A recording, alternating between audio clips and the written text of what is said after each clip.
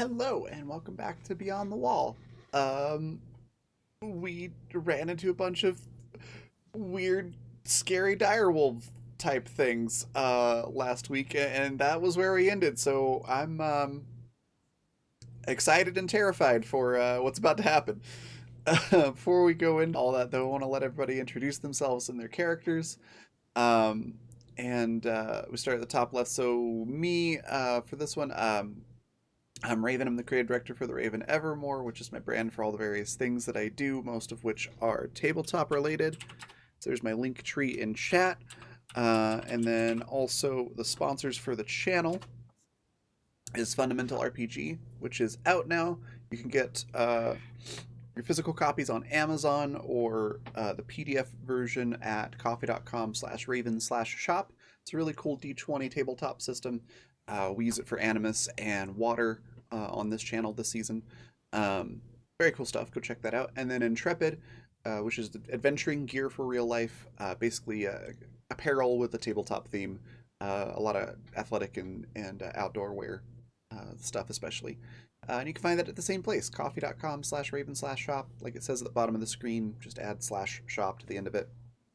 And yeah, that's sponsors. And then I play Mayor, who is a antisocial goth superhero, essentially, who's become somewhat less antisocial, thanks to the group.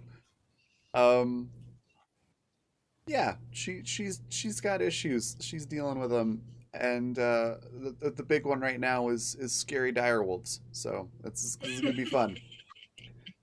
Uh, and that is plenty of talking for me, so I'm going to pass it on to Paladin. Tell us a little bit about Tom and yourself. First, I'm going to tell everyone to buy Fundamental RPG. The fun is free with every purchase. Hi, I'm Paladin Hulk, Twitch moderator for Random Tuesday and Little Red Dot, and I'm playing Tom Fenn, your friendly ghost. I've been dead for quite a while now, but I'm living it up anyway, because I got good pals and good fun going on, when there's not horror, which is like every 2 steps. It's all fun, horror, fun, horror. And we're at the horror part, so, buckle up. Indeed. I think we might be like fun trauma horror. Right. Fun trauma horror. It's a traumatically, horribly good time. Which is first, the trauma or the horror? It mixes it up. Yeah, just rotate. Yeah. Next, we've got Nina. Tell us a little bit about Faye and yourself.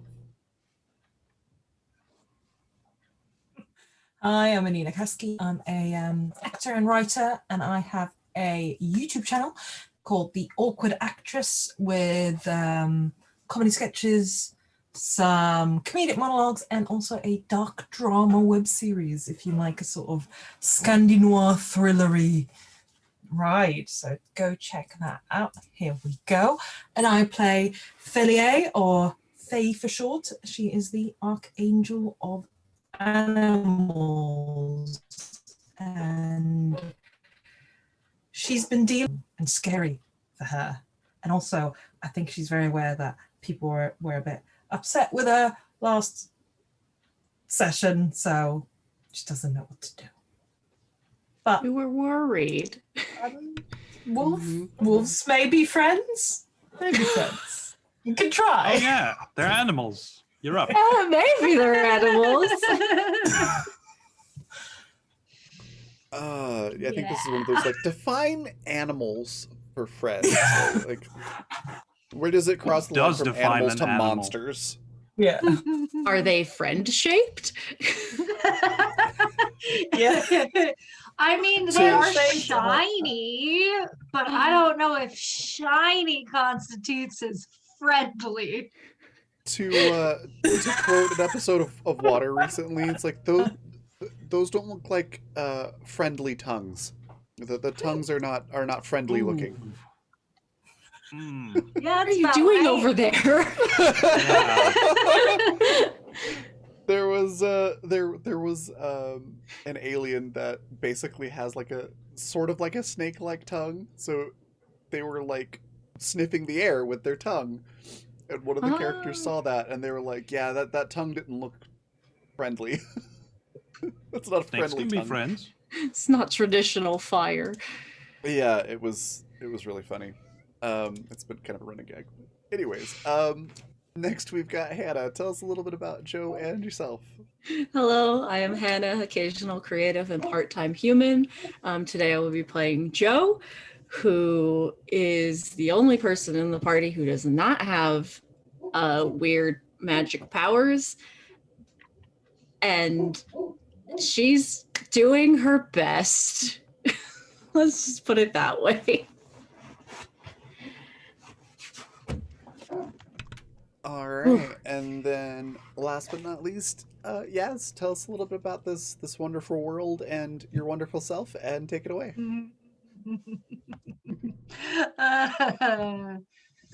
Okay, so I don't even know where to start. Anyways, do y'all still hear me? Yes. Okay. Yes. I was like, I clicked a bunch of stuff on my screen and I don't know where it went. This is Beyond the Wall. It is a world designed by the author Cecilis. I'll share his Twitter in the chat in just a moment. But it is a surreal dream horror apocalypse kind of thing that I've been illustrating the comic for. If you're interested in the story or the writings that the comic comes from, you can follow Cecilis on his Twitter. Like I said, I'll post that in a minute. I am a visual storyteller, which is the best way to summarize everything that I've ever done in my life. And last we left our characters, they'd made their way across this very Mordor hellish landscape of obsidian and pumice and rock to get to the bottom of this massive volcano, and to turn around and realize that they have been followed across this hellscape by these creatures.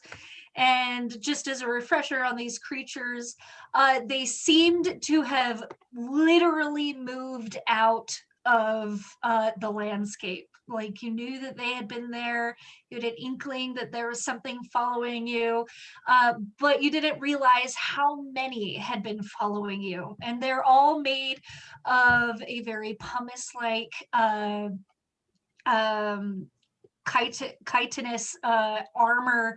They have 6 legs, dog-like almost in nature, with barrel-chested ribs and that slope into the back end with long spiny tails that come off the back.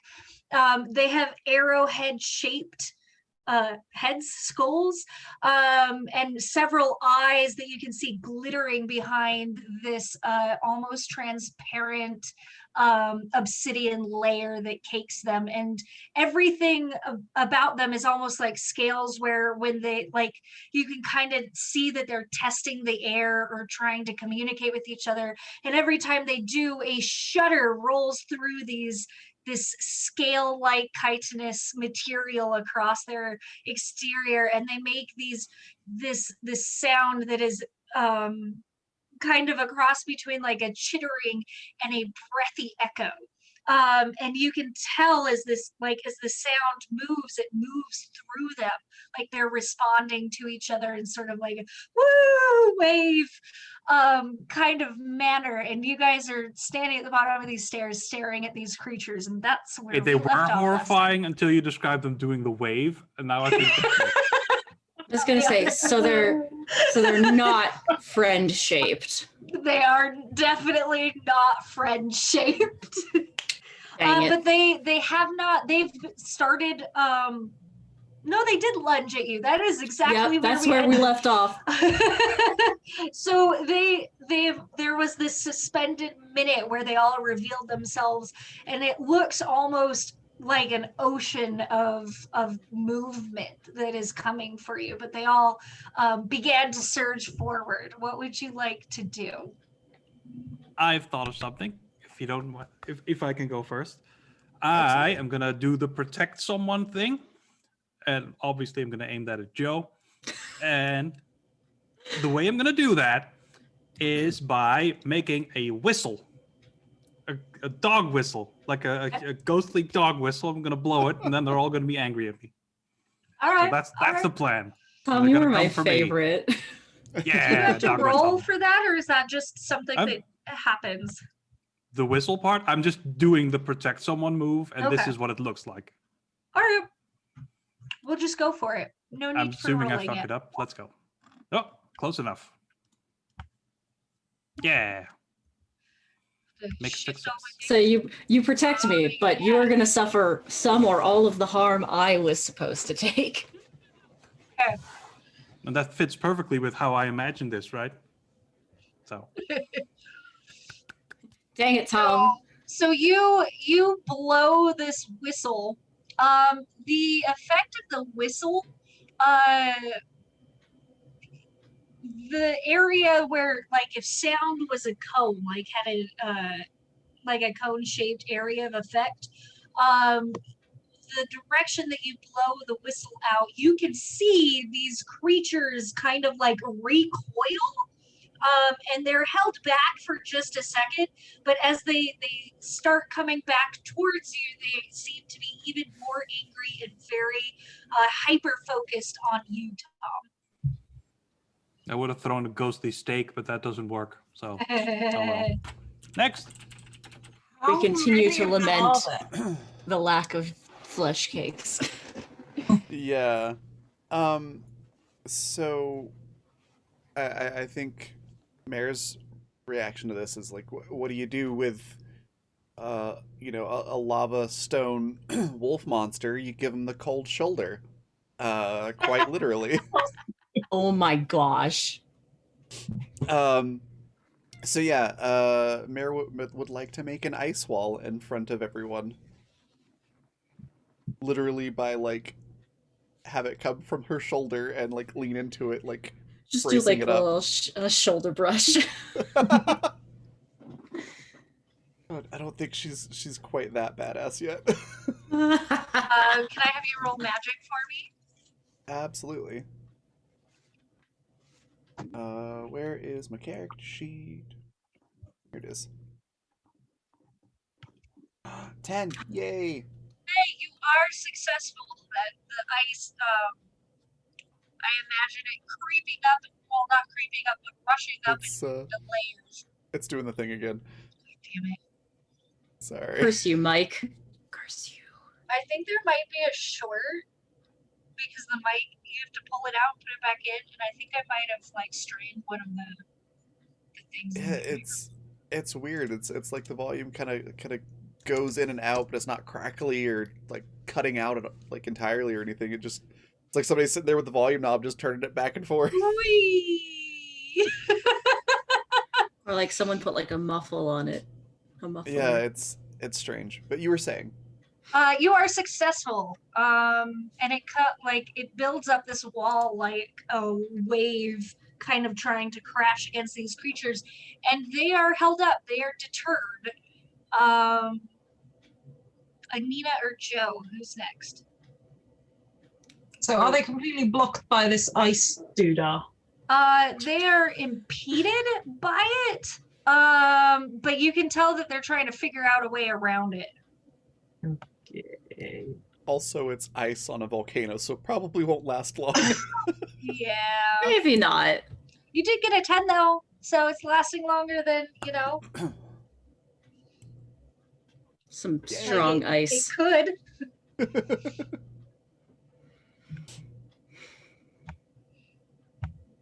So I'm I- guessing we should run. You know what? Mare will turn around after that and just look at you all and go, "Fly, you fools!"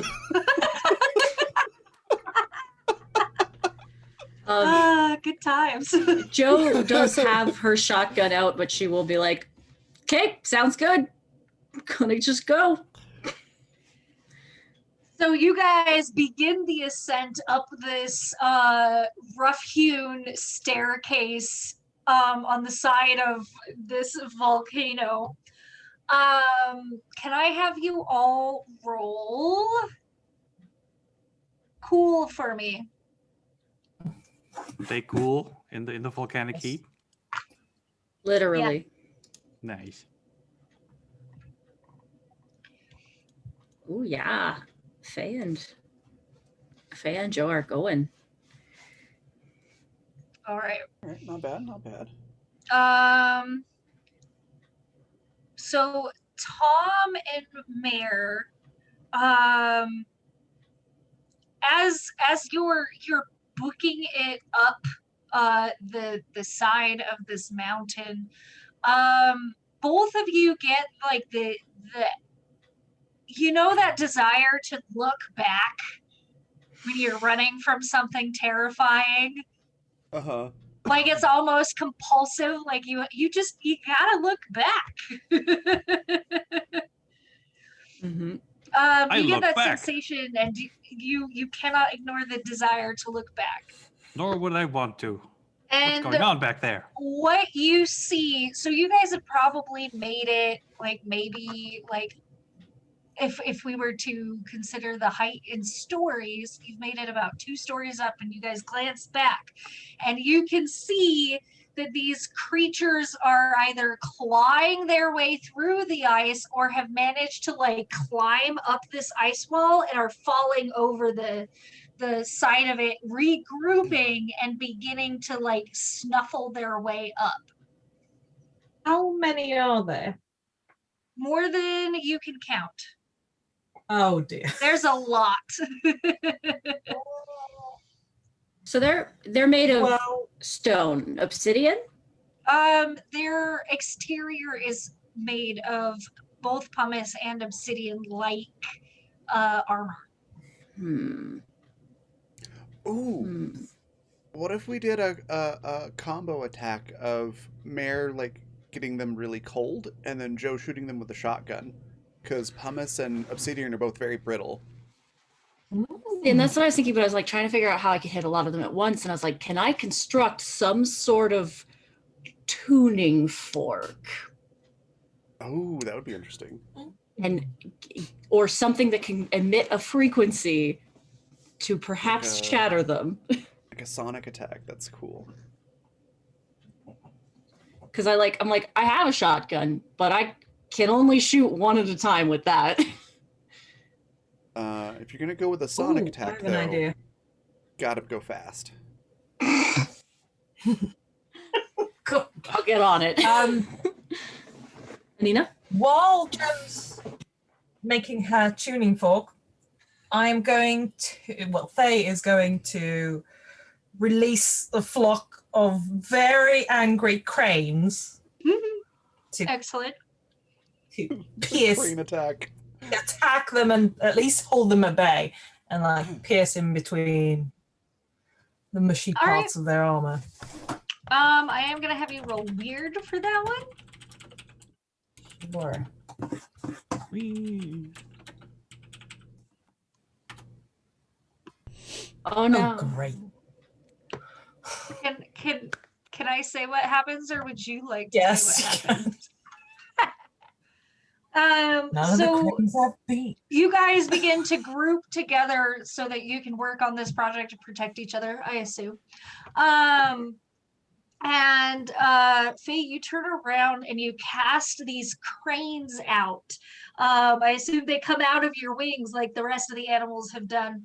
And they descend upon these creatures, and these creatures turn up. And the moment they connect with the creatures, they turn into what you might make out as marionettes. They were never cranes at all. Oh, ooh, that's effing up her head now. Good fun.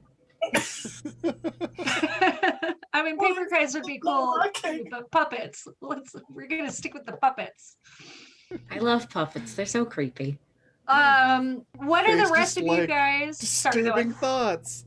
Thanks. The Sorry. rest of you guys, what are you doing to help or protect Joe?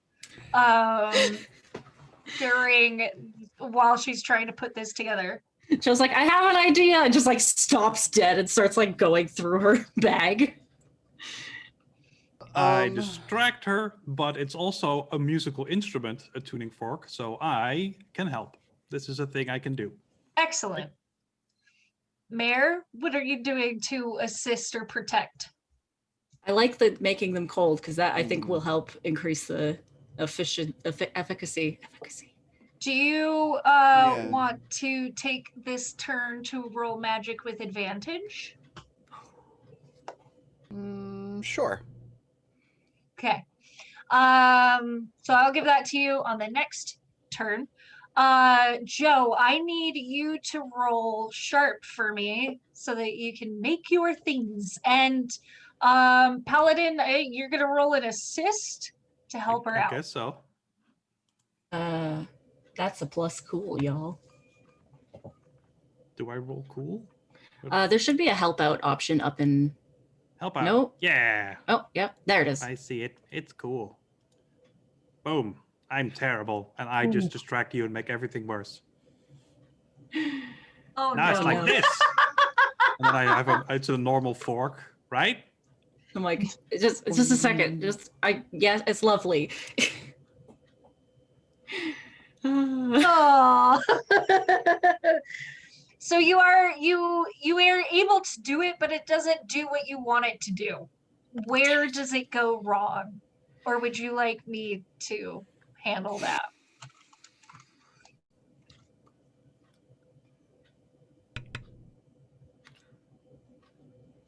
I might have the frequency wrong. Okay. All right, so we get back to it's Faye. What are you doing about these marionette cranes that you just launched at a small army of monsters? I'm gonna make them cease to exist because that doesn't help. Okay. Many of them get because they're still climbing up the wall. I'm just gonna try and hold them there's back. probably like there's a handful of them that are making their way up the stairs now. Okay, I'm going to turn into a big ass wolf. Okay. A big what? Big ass robot swan. I heard big ass Nice. wolf. Okay. A dire wolf. Yeah. Direwolf. Gotcha. I'm gonna have you roll for it. Big old wolf. Get the wolf. The woof. The woof woof. Yeah, dire wolf. Dire wolf. Cool. Can I Alright, have that- you roll weird for it? A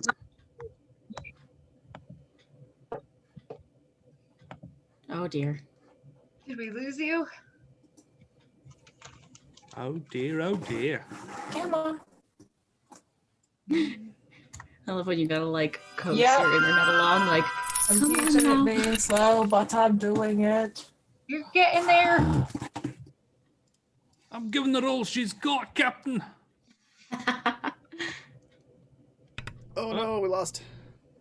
Faye. Oh, there's Jess. Nope, she's There back. we go. Come back. Yay! Yes. All right, I'm gonna play musical cameras for a sec. Success.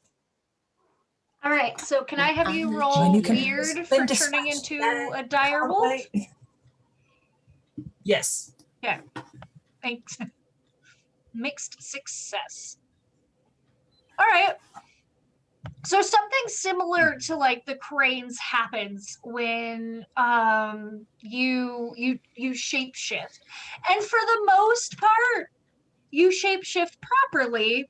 you're bigger, you've got big claws, you've got big, like almost werewolf-like feet, but you're far more humanoid than you want it to be. And you might not notice it, but somebody fighting alongside will notice it, that it looks more like you are wearing a wolf costume. It gives you all of the attributes of fighting like a dire wolf regardless. Okay. So Faye's a furry now? Yes, Yeah. Faye's furry now. Fursuit. Always was. Amazing. Oh no. Is that her secret backstory? Just she's a furry. All along. That's it. I would die. That would be amazing. Good news, you're already dead. We got it. Yeah. My plans for you have changed. You're now a furry. Okay. Well- I shall attack whichever creature comes nearest. All right. Roll tough for me with advantage. Ooh. Let's try Nice. again. Okay, Well, so it's a good thing that first one did it for you. You are very successful. Your damage is 3, and you're able. So with that success, we'll say that you're able to take like 3 swipes. And when you come in contact with one of these creatures, it like bursts into shards or pieces of itself. So you are able to easily bat 3 of them into oblivion as your pseudo dire wolf. God damn. Mare, what are you doing at this time? Oh, that's a good Oh, yeah. question. You can roll your magic with advantage. That's as far as my brain has gotten on that. No worries. What do I want to do? All right, so Joe's building the thing. Faye's in the furry costume, fighting the dire wolves. What was Tom doing again? Tom is I'm helping. helping. Jim.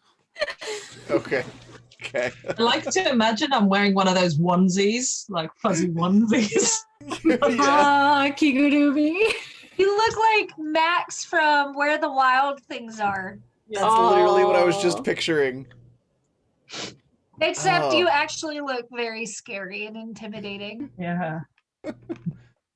A little adorable. Could I make freezing rain happen over all of the wolves? Yeah, roll for it. Okay. Oh yeah, Mao's helping you guys too. Mao does in fact exist. Yeah. I think I'm gonna take the Powers 9. activated again. All right. So you are able to you cast out, I assume, like a smoky shadow cloud that rains. Yeah. Here comes the rain again. It's a good day for songs. It is not immediately effective. You can see the Okay. rain and it's starting to freeze. It's more or less you're beginning to flood the area so that when it does freeze, That it works too. freezes very well. But you still have things climbing up the mountain towards you. That And actually might work even better. Because then the Ooh. water gets into the pumice, and then when you freeze it, it expands.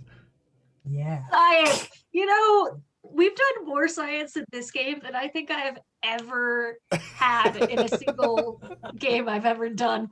I love it. That's funny. It's weird magic science. Yeah. Like it almost feels a little bit like Rick and Morty, but for Dreamland. Yeah. Oh my god, you're right. And we're not all irredeemable assholes. Yep. Yeah. Yeah. Yes. All right. So the monsters have a significantly harder time now that it's raining, but their claws are sharp enough that they're able to still grip the side of the mountain and endure and climb anyways. Now, Joe, would you like to roll sharp again to reconnoiter your object, or what would you like to do?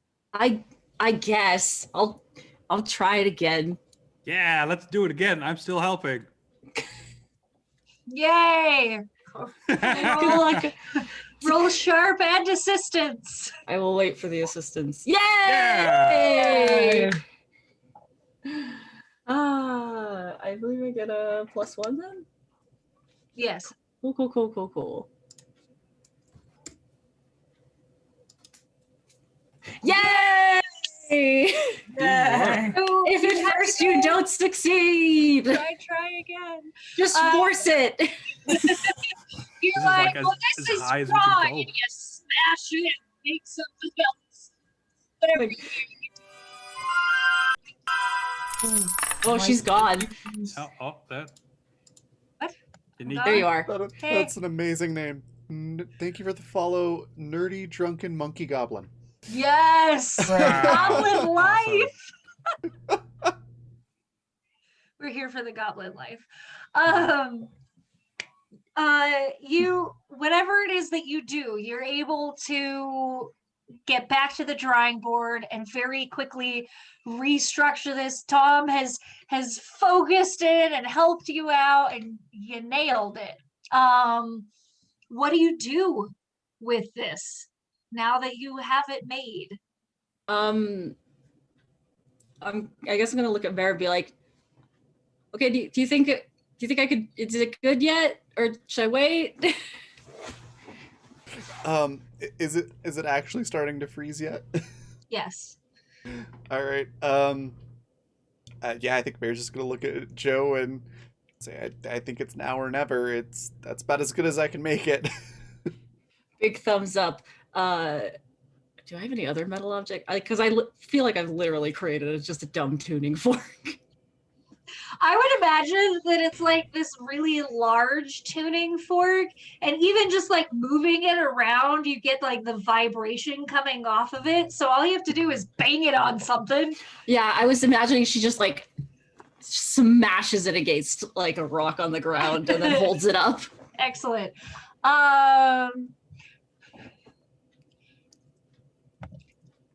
So you guys are all really busy and you don't really realize what Mao is trying and not succeeding to do. So we're just going to bypass that. You smash this tuning fork against the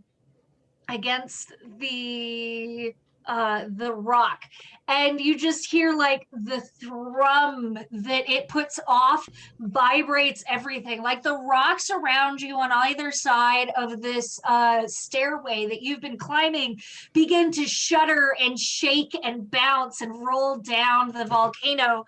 And the ice has begun to freeze, capturing the majority of these creatures in this, and that audio wave hits them like a tsunami, and you can see them. They stop and they freeze. Faye, you're like face to face with some of them, and they all just get like very, they stop moving, and they kind of like, they're not sure what's happening. And you can see that the water beginning to freeze inside of them, and they're trying to move against themselves, and then almost like this deafening thunder crack as the sound finally reaches the end of the valley and makes it back to you. They are all obliterated. They turn into, like, they burst into these shards. Like you have obsidian shrapnel now launched back at you. Oh Like, no. Duck, like, oh god. Now there were a few that used their counterparts to avoid the worst of the water. And the few that are left, there's probably a little less than 10, but they have lost significant portions of their legs or their faces or their tails, and they are limping, still trying to get back to you, almost like mindless servants. But there is not an army now facing you. They are suffering instead while still trying to like claw their way back to you. Yeah, We're we on did an it. incline, right? Yes, you are. I'm just gonna make an icy slip and slide behind us. Yes. I This is assume the you let coolest. Faye get back to you, right? Yeah, of course.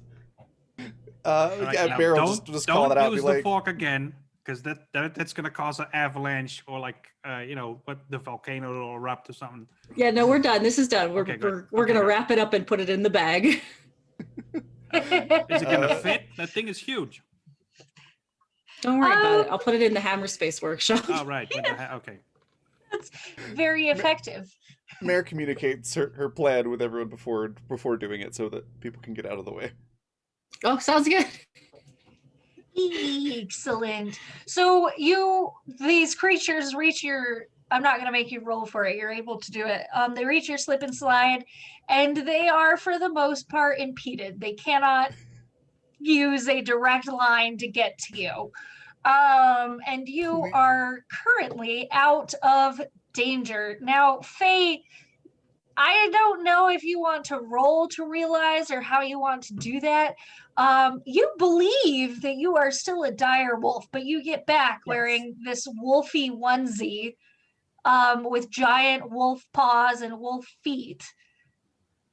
It's so cute.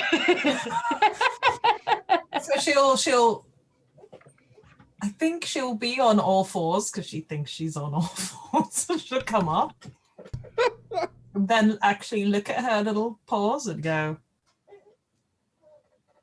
and then very heavily stand up and try to do that, when you're like, yeah, like I meant to do that, acting nonchalant. And then she's going to change. Are there maybe drop some her side effects? form.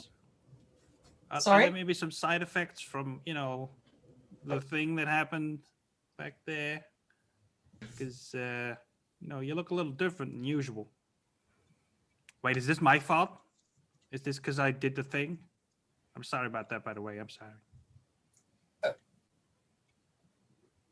But are you okay? They just Because how are you feeling? I don't know why it didn't work. Why? What didn't work?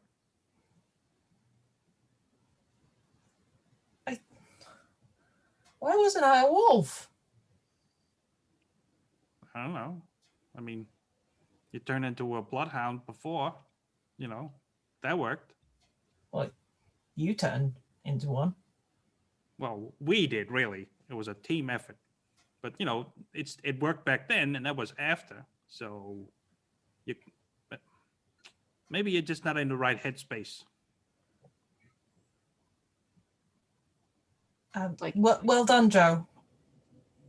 Uh-huh. Quietly in the background, like moving over to Mare for a high five, like magic science.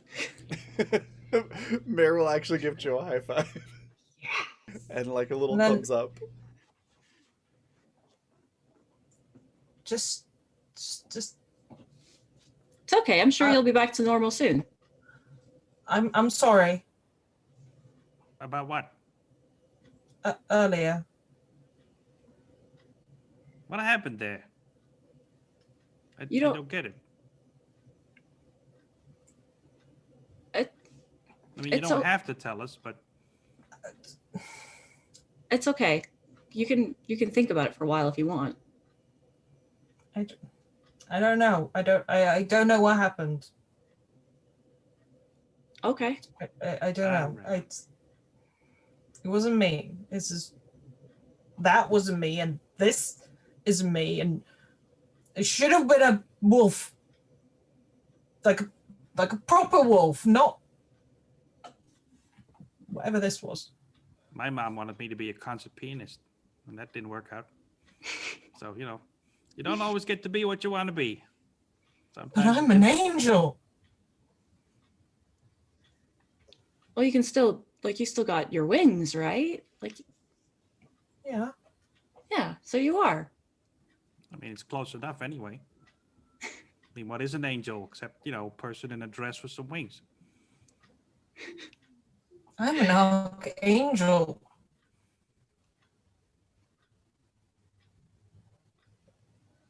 I am. Wait. I have to be. We should probably get going.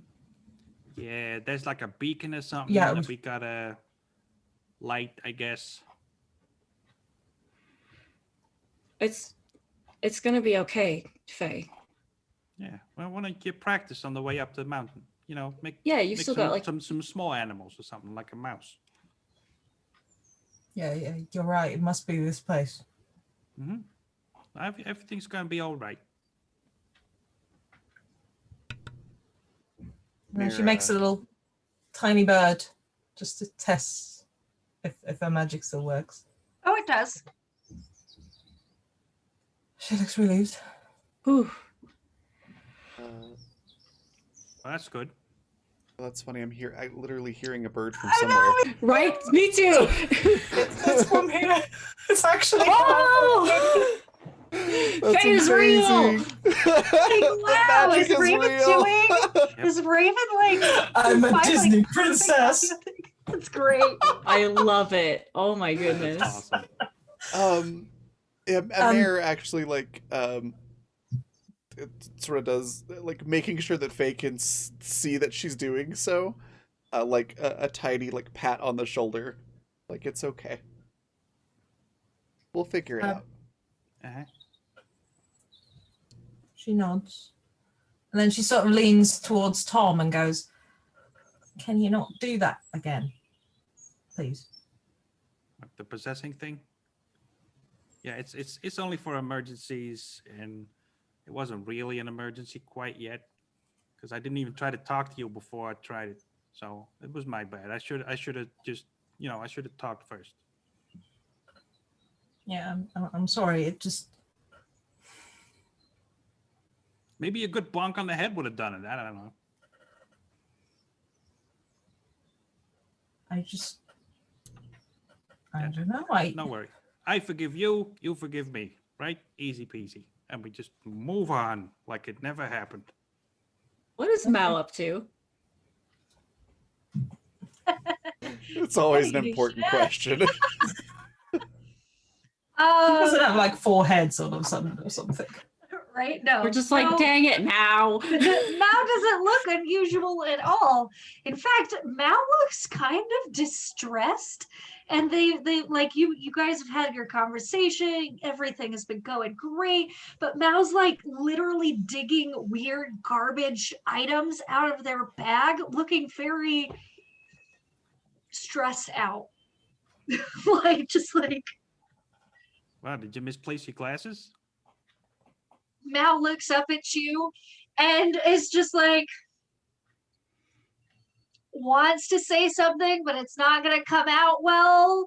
And it just goes back to like digging into the backpack, like arm all the way into the hammer space backpack as far as it'll go, like reaching down and pull something out, and just looks really distraught again.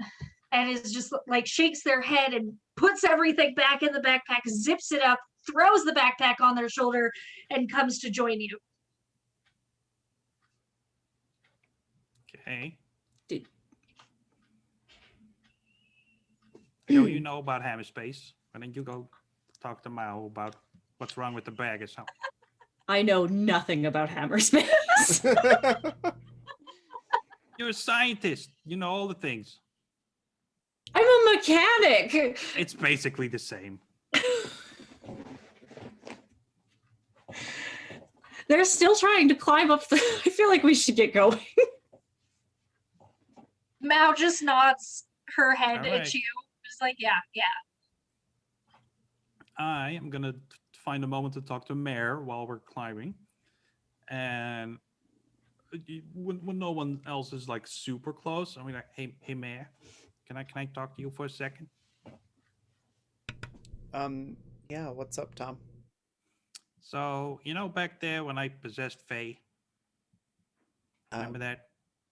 Because it was like somewhat. I was half an kind of hour in. ago. Yeah, I mean, I was mostly inside the fox's head for pretty much all of that, but Is I that what I was caught the going tail on? end. I thought you were just looking at each other, being all, oh, I can glare more. No, I'm the one who glares. But It was kind of like that, except inside their head. mm, I that must quoted have the been periodic scary. table of elements a lot. They Why? like chaos, so I decided to taunt them with order. Boring stuff. Gotcha. I know a lot of boring things. Mary looks just like slightly offended, but then lets it go. Like, well, that sounds fascinating, and I want to hear all about how it looked inside that guy's head, because weird, and he did something stuff to our friend there. But like, I want to talk about something else. Like when I possess Faye, right? I can sort of like feel around, like what people are like, what's going on in there. If they got like an ulcer or something, or like a sprained ankle. But you know, that that's Faye felt creepily really, useful, I guess. yeah, Faye felt really human, and I was expecting. Well, I honestly wasn't expecting it to even work, because I'd never possessed an angel before, only people. I tried it on a Right. cat once, and that didn't work. But Okay. but she felt human. She was basically just like us, and that was weird. Just like a human with extra bits on. Do you think that's what angels are? Eh, maybe. Just like humans with extra steps or abilities or something? I don't know. Just I, I'm, I'm a little worried about her, because she seems so lost about who she is and what she is. Yeah. Maybe she's just a girl. Maybe all the fancy stuff with the gods and the purpose. Maybe that's all just something you tell yourself to make yourself feel like you got something to do in life. You know. So that would mean Faye's kind of like me then. Uh huh. And you're like her Could best be. friend, so maybe you could have like a heart to heart, but she's like, yeah, I used to be like, I don't know, an 8-year-old girl who thought angels were cool, and then I got traumatized. Now I think I'm an angel. Uh, Something. Mare kind of comments or responds to that with like, I mean, I wouldn't say that we're best friends. Oh God, No, we you're are. totally best friends. Sort of has like this moment of like, holy crap, I have friends now. Uh-huh. And Faye's one of the best friends. Yeah, and friends stick together. Mare just sort of She's stares at something on the ground for like a solid 30 seconds, unblinking, that's a having an rug. existential crisis, and then blinks and looks up at you. And nods and goes, what were we talking about? Yes, You perhaps. should talk to her. When we're sitting down having a camp thing, eating donuts, which I'm assuming gonna find like right up that mountain. Maybe, I don't know. Actually would love a donut. I doubt they're up there. Yeah, I haven't That seen a sounds donut great. in a really long time. Not since When the food flesh gets cakes. scarce, donuts become not a priority. Donuts should always be a priority. That is a travesty. Mare actually says that. Um, but Mare nods and Right. sort of like uh, mock pats Tom on the shoulder because Yeah. Ghost. can't actually just makes the motion. So the intent is expressed. And nods and goes, Then yeah, I'm gonna leave it I'll in talk your to Faye hands. later. Yeah. All Like right. my old pal said, the power is yours. And then I go away. Tom's friend was Captain Planet. Best buds. I Amazing. love that show. The Tom canon continues to expand. Yes. Yeah, now it has to be true. So, We said it, it must be true. yep. Yep. Maybe there's like one of those actors' corners where there's people in costume doing, pictures with tourists and something, that they have in Hollywood, and that's in Detroit. For whatever reason. There's a Yeah, it's just a homeless guy who dresses up like Captain Planet for the tourists. I love that. God. So the hike up to the opening in the volcano is it's a distance. It doesn't seem that it's taking any longer or shorter than it should. Time seems to be working relatively well for you. That's a pun. Yes, I laugh at all of my own jokes. As you should. And as you're going further along, the air gets hotter and muggier, and there's weird pockets of dry spells where you find it's almost hard to breathe.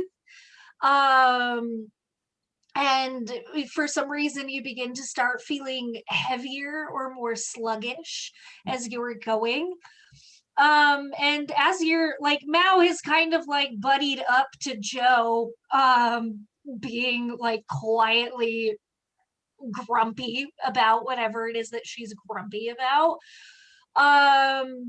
Which only seems to make like this environment seems to make Mao even grumpier. And like she's her translator is muttering weird gibberish at her, but you get little bits of probably what she's trying to talk to herself about, where you hear things like magic and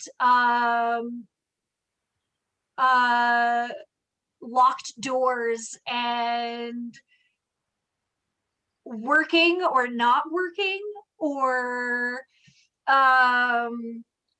it's too quiet, and these little bits like leak out between all of the nonsense that she's just kind of like fuming about, and she doesn't really seem like she's chilling out. But other than those things, your walk up is not impeded by anything else.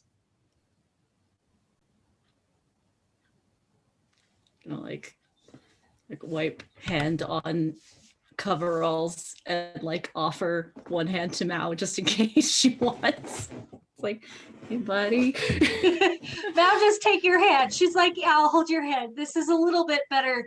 But like, I don't know if you've ever sat with somebody who has like constant conversations with themselves quietly, but like occasionally her hands will flex and she'll like suddenly be gripping your hand too hard and then realize she's gripping your hand too hard and be like, okay, and kind of like instead hold you around the wrist, and a few minutes later it repeats and she's like, oh fine, and laces her finger, and like it's almost like she can't get comfortable enough, but she's too afraid she doesn't want to hurt you, so she has to just like keep moving her hand around.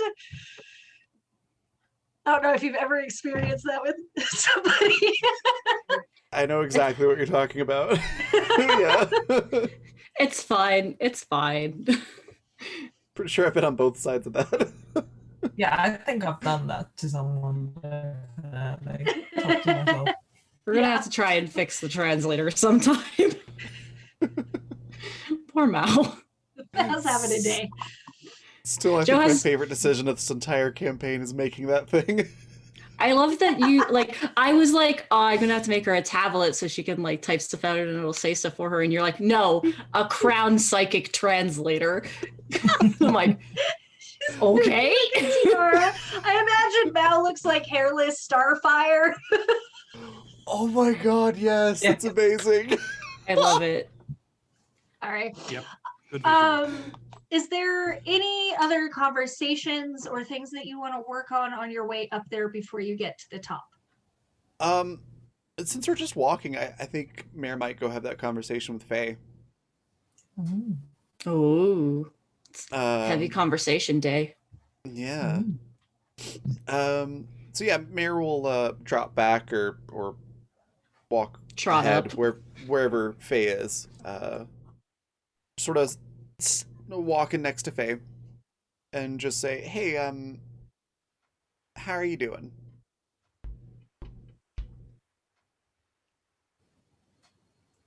I'm here. She doesn't seem to understand the question.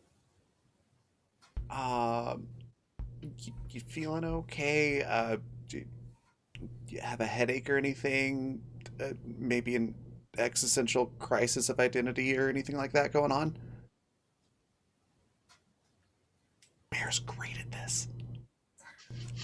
You are you are in an uphill battle, my friend, and we are already on an incline. Yep. Faye's going to talk really quietly. Okay. I don't know why it didn't work. What didn't work? The wolf. Were Was that not what you were going for? The No! No! Mare. And then she makes like a wolf noise, like, girl, park! Like, Oh, that's what I was supposed to be. I thought it was like even more like ferocious, scary than an actual wolf. But I'm the angel of animals. I was supposed to be an animal, not whatever that was. like a werewolf kind of thing. It's like half human, half wolf kind of a thing. I didn't know that was the thing. Yeah. I don't know if they were ever actually real, but there's a lot of old stories about them. They usually like there's a full moon and then they turn into like a wolf, but they're on usually just like on two legs. You know, they don't really look all that wolf like really in some of the stories, but yeah, that's the thing. So I why? was going for a wolf, you know, Well, a real wolf. your powers usually work when you like think about what you want to turn into, and then it just happens, right? Is that how it works? Yeah, So why do you think you were like maybe you were thinking about something else, and then that caused you to not go with what you were initially planning? Maybe like you got some other thought that's sort of occupying some of your mind. I don't know what you're talking about. Have you never been like preoccupied with something and it's like always you're always thinking about it in the back of your head, but um like even while you're doing other stuff? My mission. Think about that a lot. Okay. So could there possibly be something else that's going on in the back of your head? Like you've been through a lot, and like I don't know what the fox thing did with you or whatever, and then there's that time at the beach and we all woke up and then you seemed really different, like something maybe had happened. I It's not necessarily a bad thing, just worried about you. Want to make sure see what's going on. I And Mayor's like literally doing the anime like two index fingers tapping against each other thing. Faye looks highly uncomfortable, but because it's So Mare, does Mayor.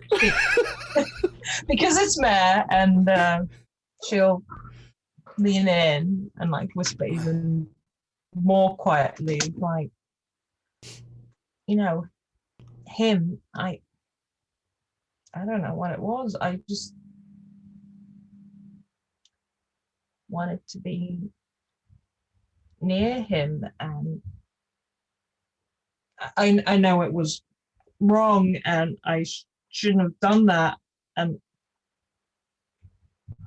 Just it felt right.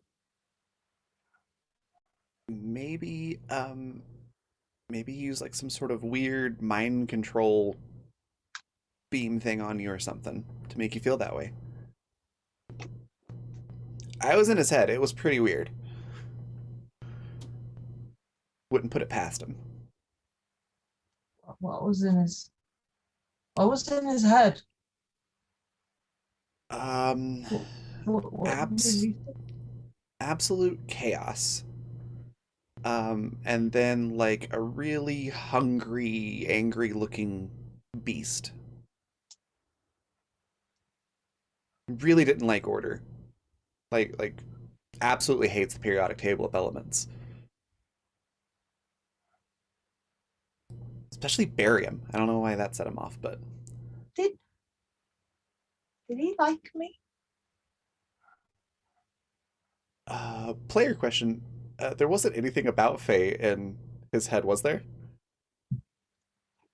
Yeah, that's what I thought. Yeah, Bear's like, yeah, there really wasn't anything else going on in his head aside from like, rar, I'm angry, chaos, and I want to eat you. And I really hate barium for some reason. I was weak. I'm We all sorry I have our failed off. you. Hey, you didn't fail me. We got you out. We figured it out. I did. I did. We all have off days. You nearly ate you. I I mean, to be fair, I was really poking at him, making him mad. It was fine. I don't think you need me. Sure, I do. Cause see, granted, I'm very new to this. I'm not very good at it. But as I'm understanding this whole friend thing, it's like we all have bad days, and we fuck up, and that's why we have friends to say, "Hey, you're fucking up," and then they help you, and you realize, "Oh yeah, I should do it this way."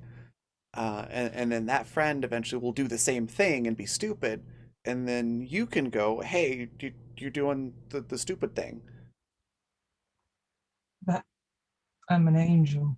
I don't do mistakes like humans do. In Bear's Well, I head, should. Bear's just going like, "Are you though?" She's trying to figure out how to say that. I like John I Cena poking through. Are you sure? um, I I shouldn't anyway. I should guard you. And I didn't. I failed you. I think you're beating yourself up and holding yourself to way too high of a standard because from what I've seen, like angels really aren't that different from humans. They all we all make mistakes and we all have weird quirks. Like you can turn into animals. The other one wants us all to like die. That's his thing, and he's kind of an asshole. But you're one of the good ones, and you've got your animal thing. I've got my broody, ice scary thing.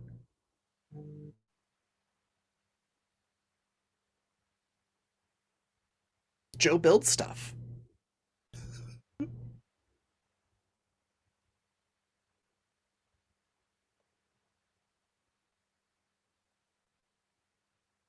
She just stares for a minute. Bear does the same thing really awkwardly. And I'll try harder.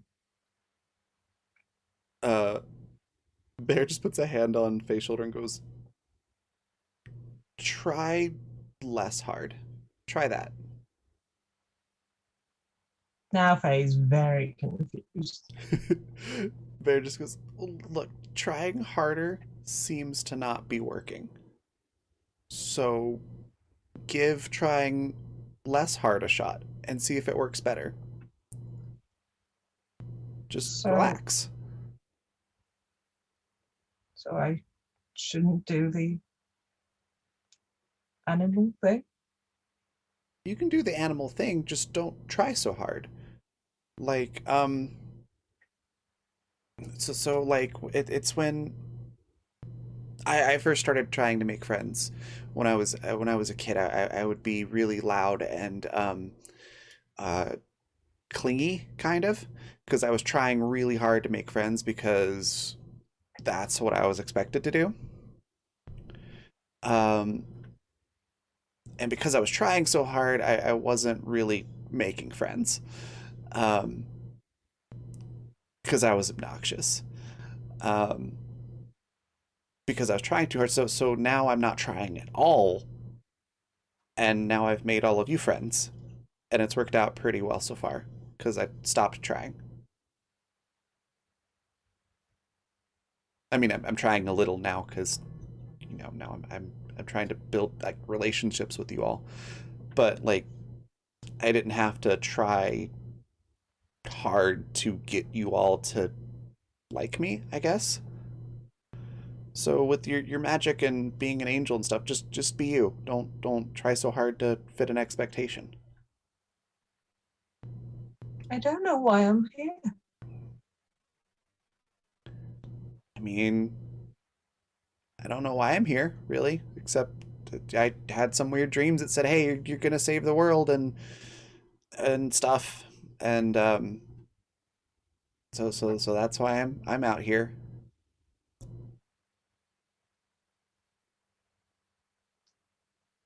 But I mean, I don't know what all that means.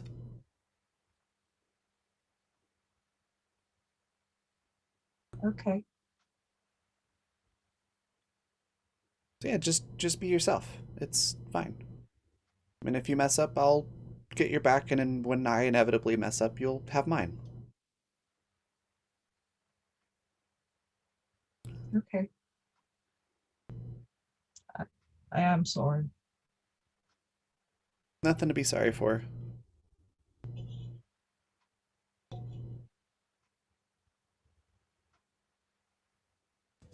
Gives this awkward half smile.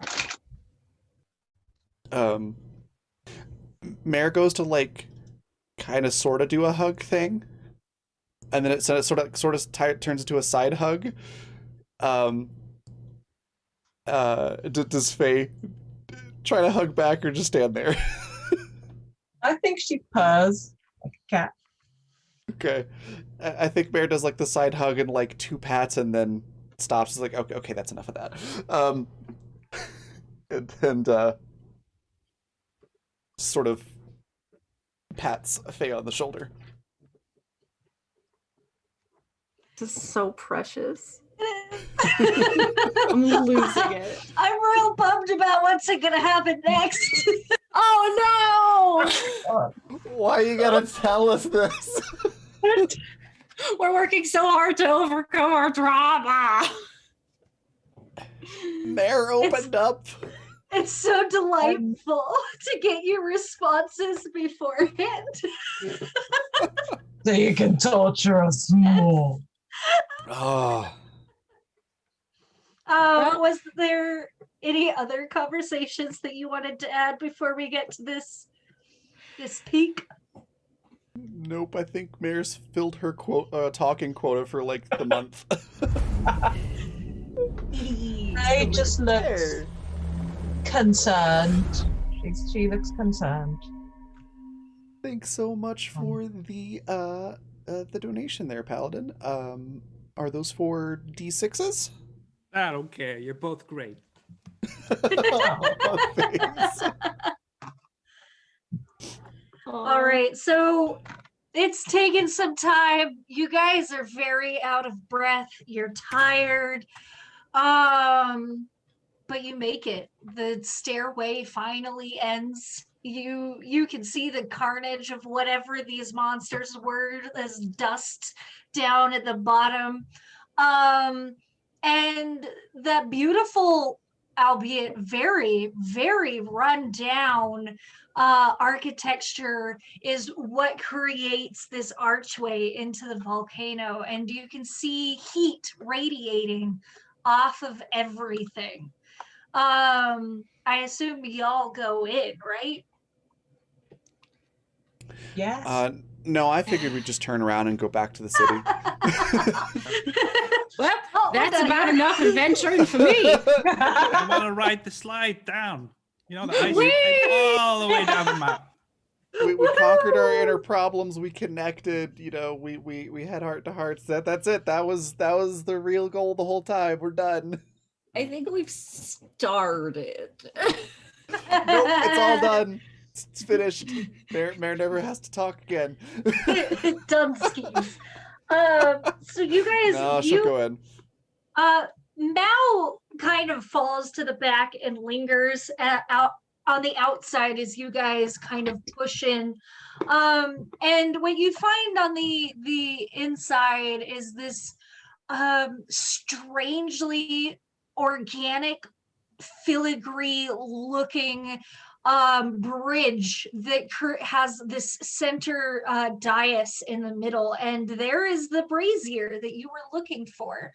But what you also notice down below, where you as you would expect, is the lava bubbling and boiling, as would in an active volcano in any fantasy world.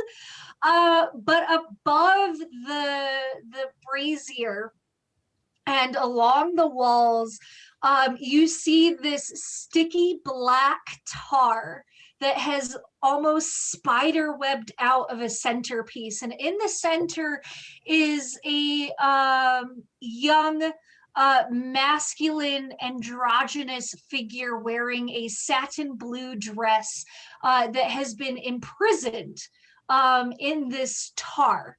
Or that you think is imprisoned in this tar. Their eyes are open, but you can see what looks like decay or corruption creeping up through their veins in this black spider web network.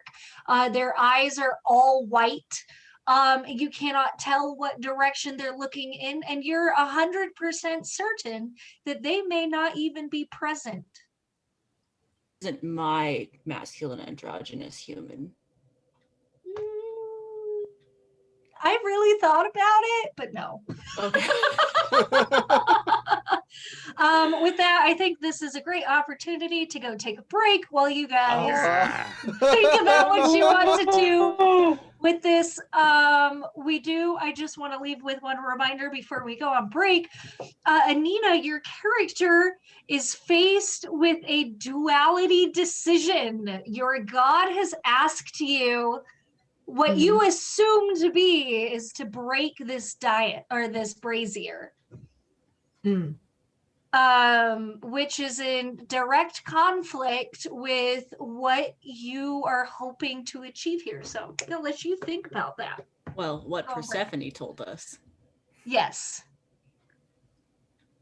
All right. I just want to light fires. Yeah. Yeah. All right. Well, on that note, we're gonna go on a break. So go grab water, hydrate yourself, grab snacks, stretch your legs a little bit, and then be back here in 15 minutes. Because then we will be back for our second half. Be right back.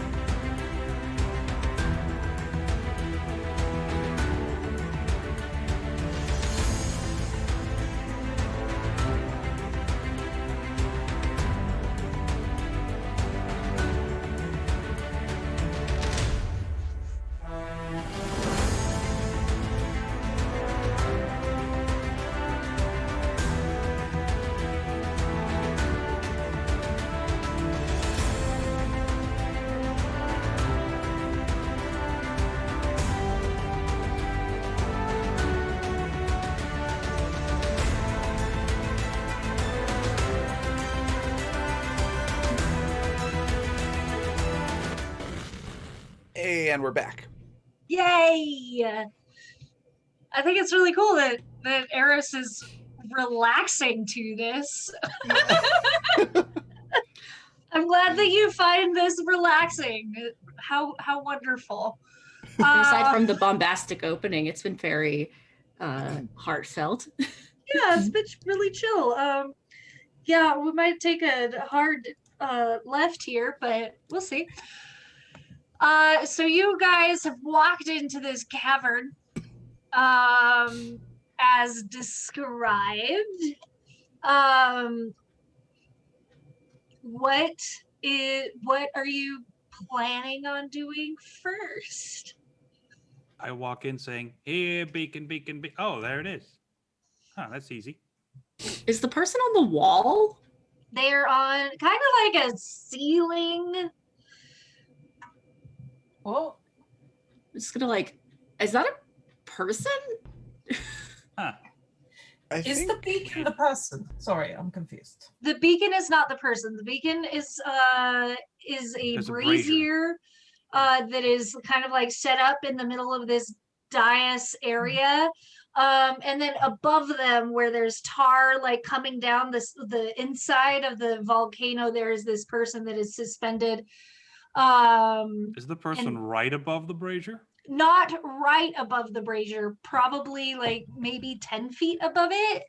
So close, but not like directly above it. While everyone's sort of taking this in, Mare's gonna just be like, "Huh, cool, weird person. We're gonna put a pin in that." She's gonna go light the brazier with her lighter. No, wait. You should have Faye light the brazier because she's having a tough day. Faye goes towards the brazier. really, Go ahead, Faye. Paladin. You're just gonna Yep. make it that much worse. Yep. All right, bare hands Faye her lighter. Yeah, get yourself a victory.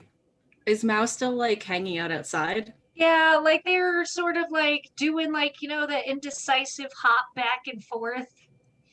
And kind of like is very tentative about not wanting to really go inside. I mean, that makes sense. It's a creepy cave. There's a person Volcano stuck in the cave. ceiling. Yeah. Yeah. So, Faye's she's gonna take the lighter and put it down on top of the brazier. Okay. And she's gonna put her hands onto it and try and destroy it with some magic. Like her hands are gonna start glowing. Real weird for me. Gotta do what my god tells me to do.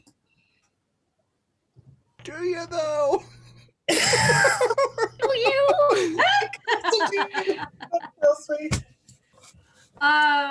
Joe might have noticed that she put down the lighter, but Joe's a bit preoccupied fretting over Mao. I assume that she's just got like a special way to make fire. I don't know. Yeah. So you can decide what goes wrong. Either there's a glitch, it doesn't work the way you want it to work, or there's some manner of cost or pain that you receive for casting it. You can decide how you want your mixed success to go. Maybe it hurts me while it hurts the thing. You take 2 harm. And so let's set the stage for this because a lot of things are suddenly going to happen. Oh, Mare's good. gonna have a reaction somewhere in there too. Just FYI. Okay, so you put your hands out on this brazier and start channeling this destructive magic. And the first thing that really tips off anybody is this crack of stone fissuring, and that's when you know that your magic has kind of got a little funky, because spider web cracks suddenly work their way around this brazier, but at the same time you get a crack like texture that crawls up your arms, and that is what's causing your harm. The bowl that is the brazier is now no longer attached to it, tilts and clatters to the ground and begins sort of like rolling awkwardly to the edge of this bridge that you're on. Before it tilts and rolls off, can Mare do the reaction? Yes. As soon as the bowl starts to crack, that's when Mare would like to try to hold it in place with ice. Thanks so much for the follow. Hey, Eliora! Essentially, like using ice as like a solder to keep it together. Okay. And because we're trying to light this, she's just going to continue to do this. So like that's all she's doing pretty much is just channeling this magic to keep it together, and looks over at Joe with a look that says like, fix it, fix it, fix it, fix it, fix it. Joe, who would have like at the loud crack, would like look back and be like, what the fuck are you doing? And then is going to speak to Faye and go, Faye, remember that time how we were talking about your friend saying, hey, you're fucking up? This is that time. Faye, you feel the relief of doing what your god has told you to do. And I just look at them and say, he told me to do it. Mare's like, I don't know who that is, but fuck them. Your god told you to break it? Yes. Do you need me to roll for the ice stuff, by the way? Yes, please. Okay. Tom, do you add anything to this encounter, this moment? I'm very stunned because I was super proud of myself for like having her do it. Being like, yeah, I'm being good. And then We it have a all lot of blew up. D6s. And then Yeah, I'm I'm like, gonna use one. I should have just possessed her and made her do it. That would have worked. No, All right, so you have a mixed success. this is why. Mare, it's the same for you. You can describe how it doesn't quite go the way it's supposed to with your glitch, or whether or not you receive harm from Oh, casting that. we're going with harm. You'll take that. All She right. like goes so hard, frostbites herself.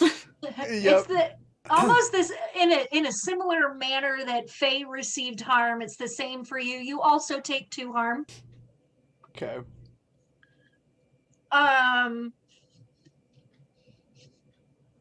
Mao has suddenly yeah. appeared at Joe's side doing the little I don't want to be here dance. Faye, you're successful. You have done the thing you have been asked to do. Okay, so I think I'm done. Yes, mostly. And now you have this sensation of guilt. I mean, you don't have grief. You can't experience grief anymore.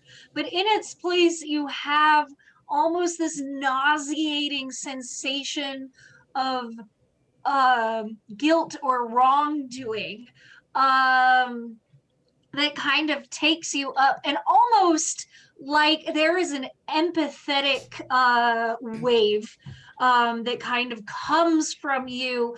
The figure that has been wrapped up in the tar above the dais writhes and then retches, that sticky black tar that's holding their body in place, and just like this tar spills out into the bowl and over the edges and across the ice that Mare is using to keep everything together.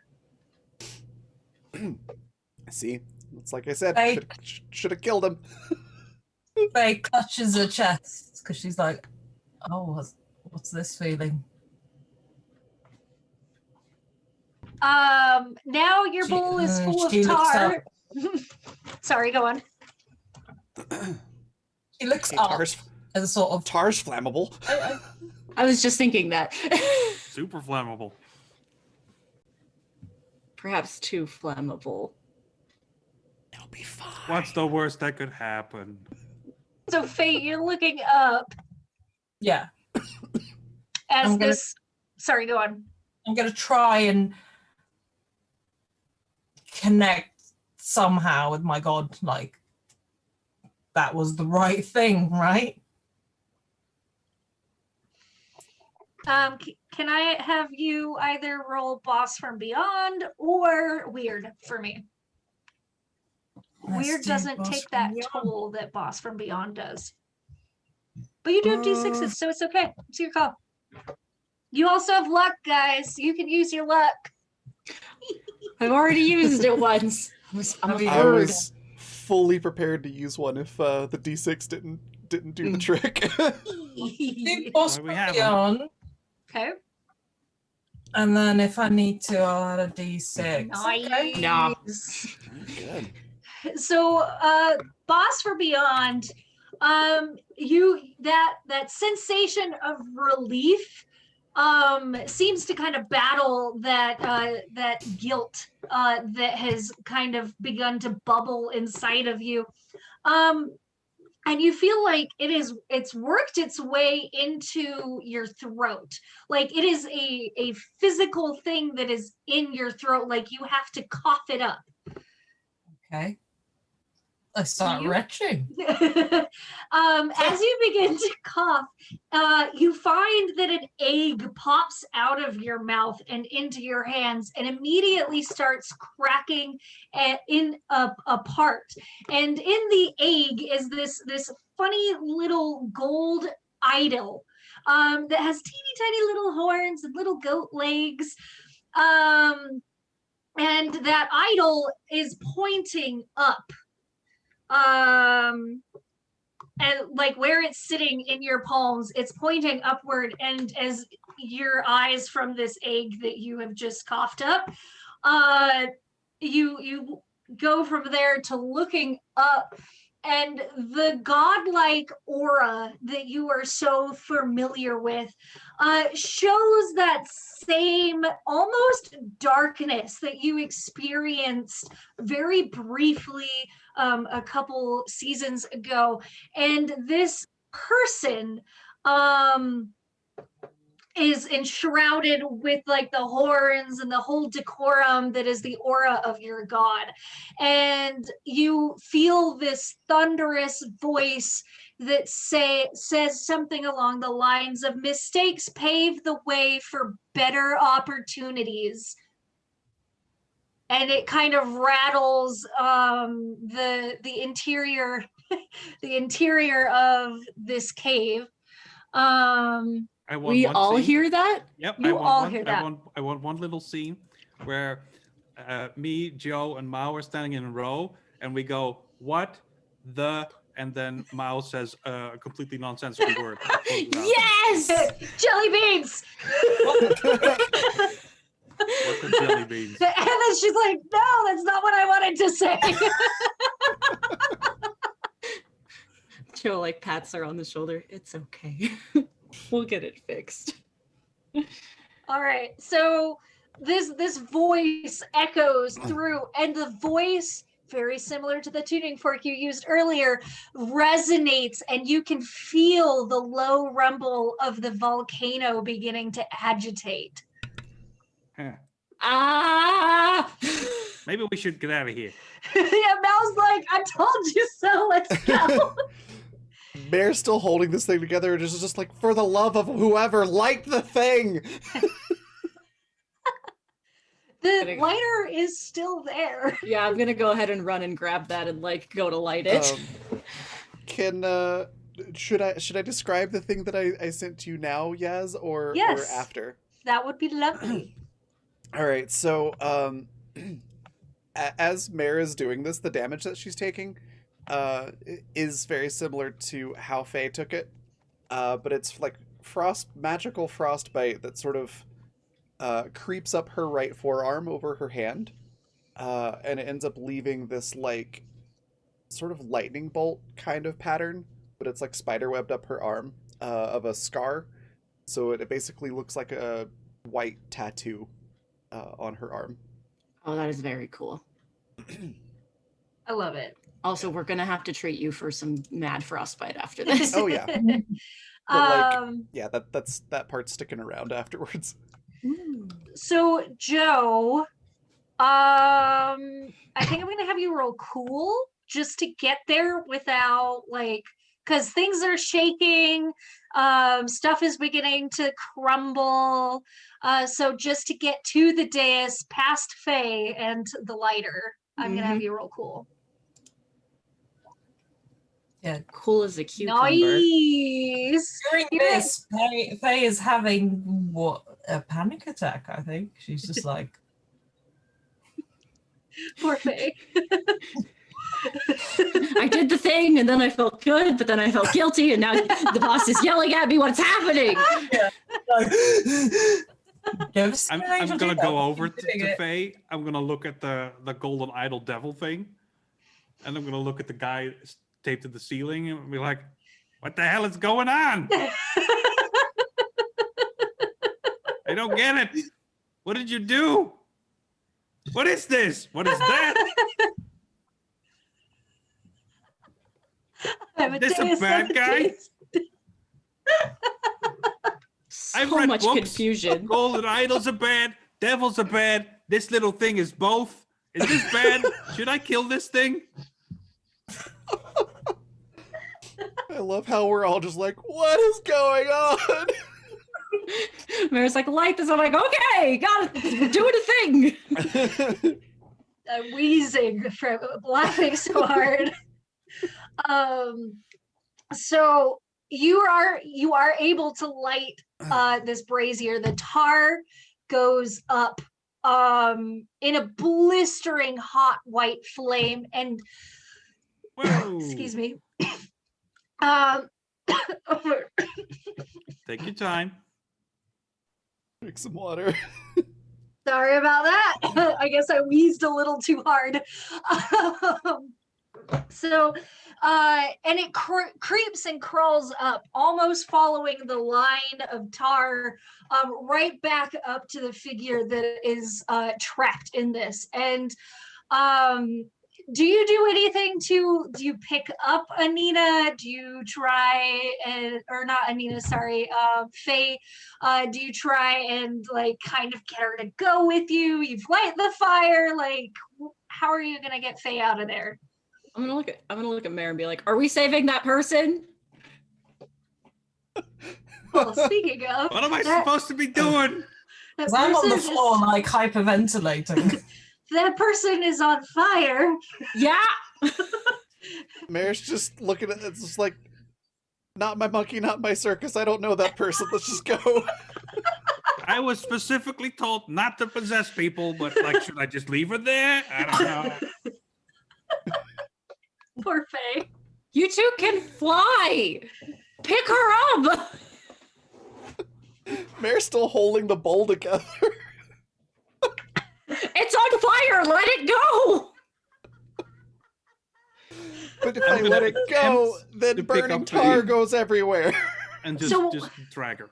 While you guys are trying to like deliberate, the body that has been suspended over the dais is screaming now, and Mao is just like, oh god, and Mao is going to run in. I'm gonna roll for this because I think Mao's failures are hilarious. No, use your dice. You have 3 crits. Okay, I'll use one of those crits, and Mao is just able to heroically do this. Mao Yes. slides in like into second base, slides across the floor, picks Faye up fireman carry style, and like looks at you guys and at the door and sprints back out. That's better. Sorry, Faye. You just got manhandled by Mao. Just got mowed. I would like to take a stupid moment for Joe to like look at Mare and be like, "Was that hot? Was that hot? I think it might have been hot." All right, you can talk Mare's about that still later. like, you know, straining with this ice bolt thing going into the bowls. Like, yes, it was very hot. Now hurry, get out. Okay, let's go.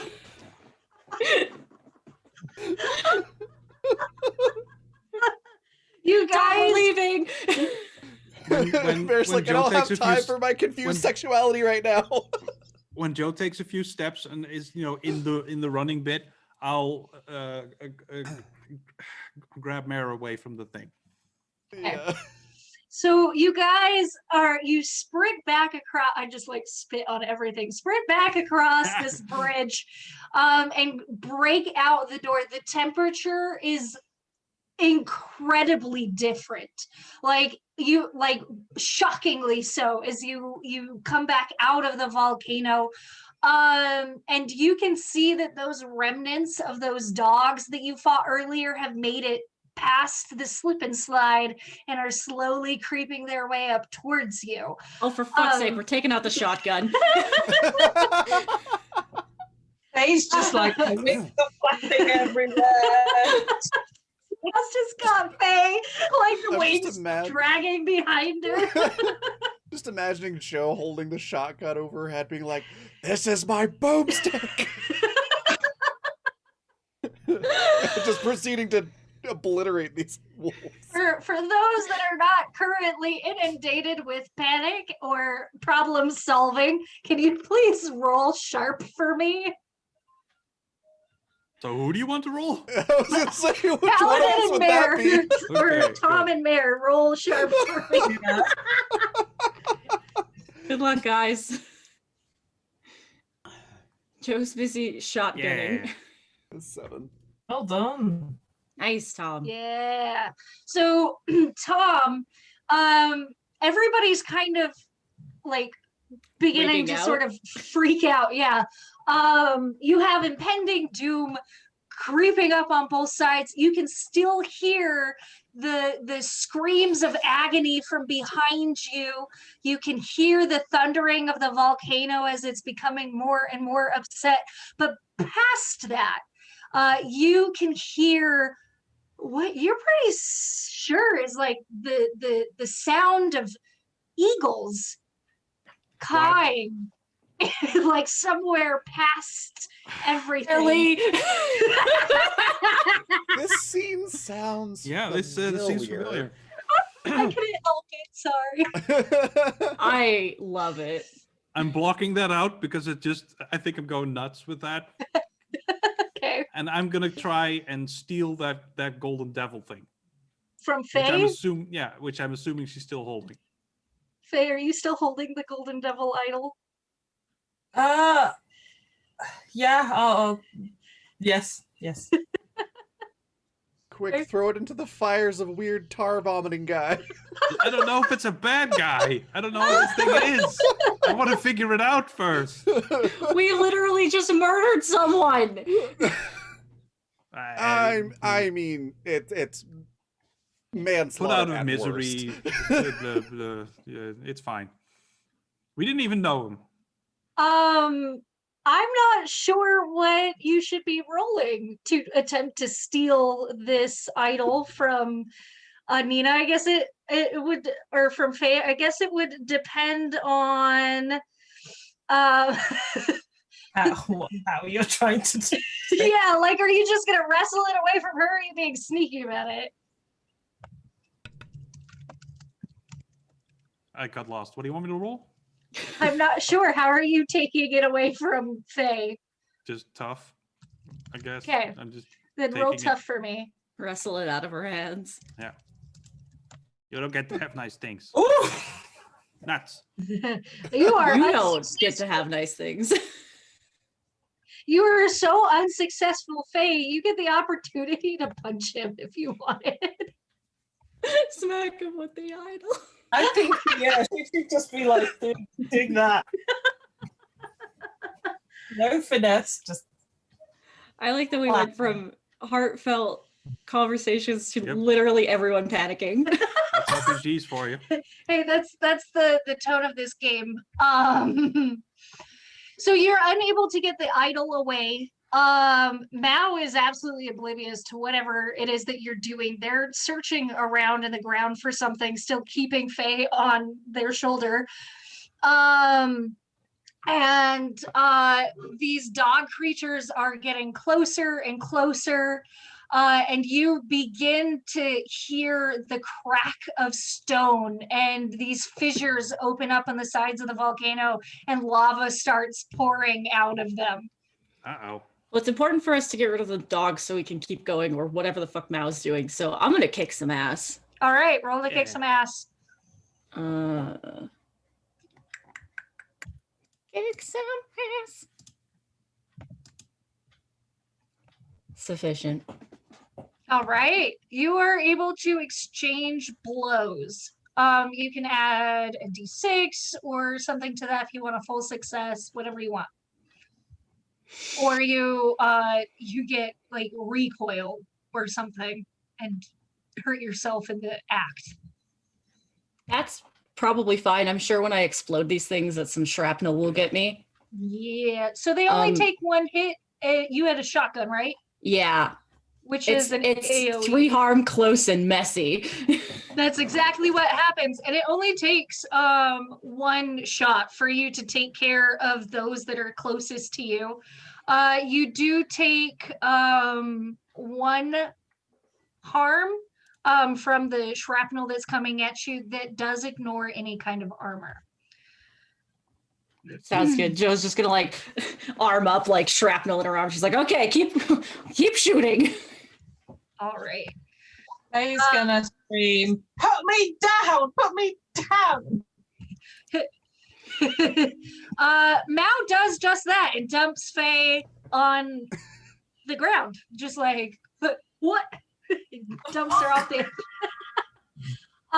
And Mao starts digging into the pumice and the dirt, and picks something up and starts like drawing huge runes across everything. Mare and Tom. I hear Joe going from the shrapnel. I'm like, no, and I'll go help. So I have taken 1 damage and Tom is losing it. Yeah, not okay. This is unacceptable. So I'm gonna attack whatever the thing is that's hurting her. I already killed it. Oh, Well, those are the medium There's more, ones though. are dead. There's others that are trying to crawl up the side. So you're welcome to kick some ass on those ones too. Yep, that's the plan. Yay. There we go. Yeah, it's about the you have a mixed success, so you exchange blows or you don't do as much damage as you'd hoped. You know what? I'm also going to use a d6 because we have so many of them. Might as well, Yeah, right? yeah, go Oh, for yeah. it. So I was just excited to finally take damage, so. there we go. 13.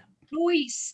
You're able to like just cream your way through the combatants that have made it close enough to you guys. Mare, what are you doing? So Mare, seeing that Joe shooting these things is causing like shrapnel damage to come back, what I'd like to do is have Mare make like an ice shield, like a tower shield type thing, and basically just do like a phalanx kind of move. So she's gonna shield Joe and then like pull the shield back long enough for Joe to shoot and then immediately put it back down. That's real cool. Guys, we're a team. Y'all are working Sort so of. well together. I'm Yeah. so proud. Faye, you've been dumped on your butt. What do you do? Trying to scrabble to standing. The contrast there.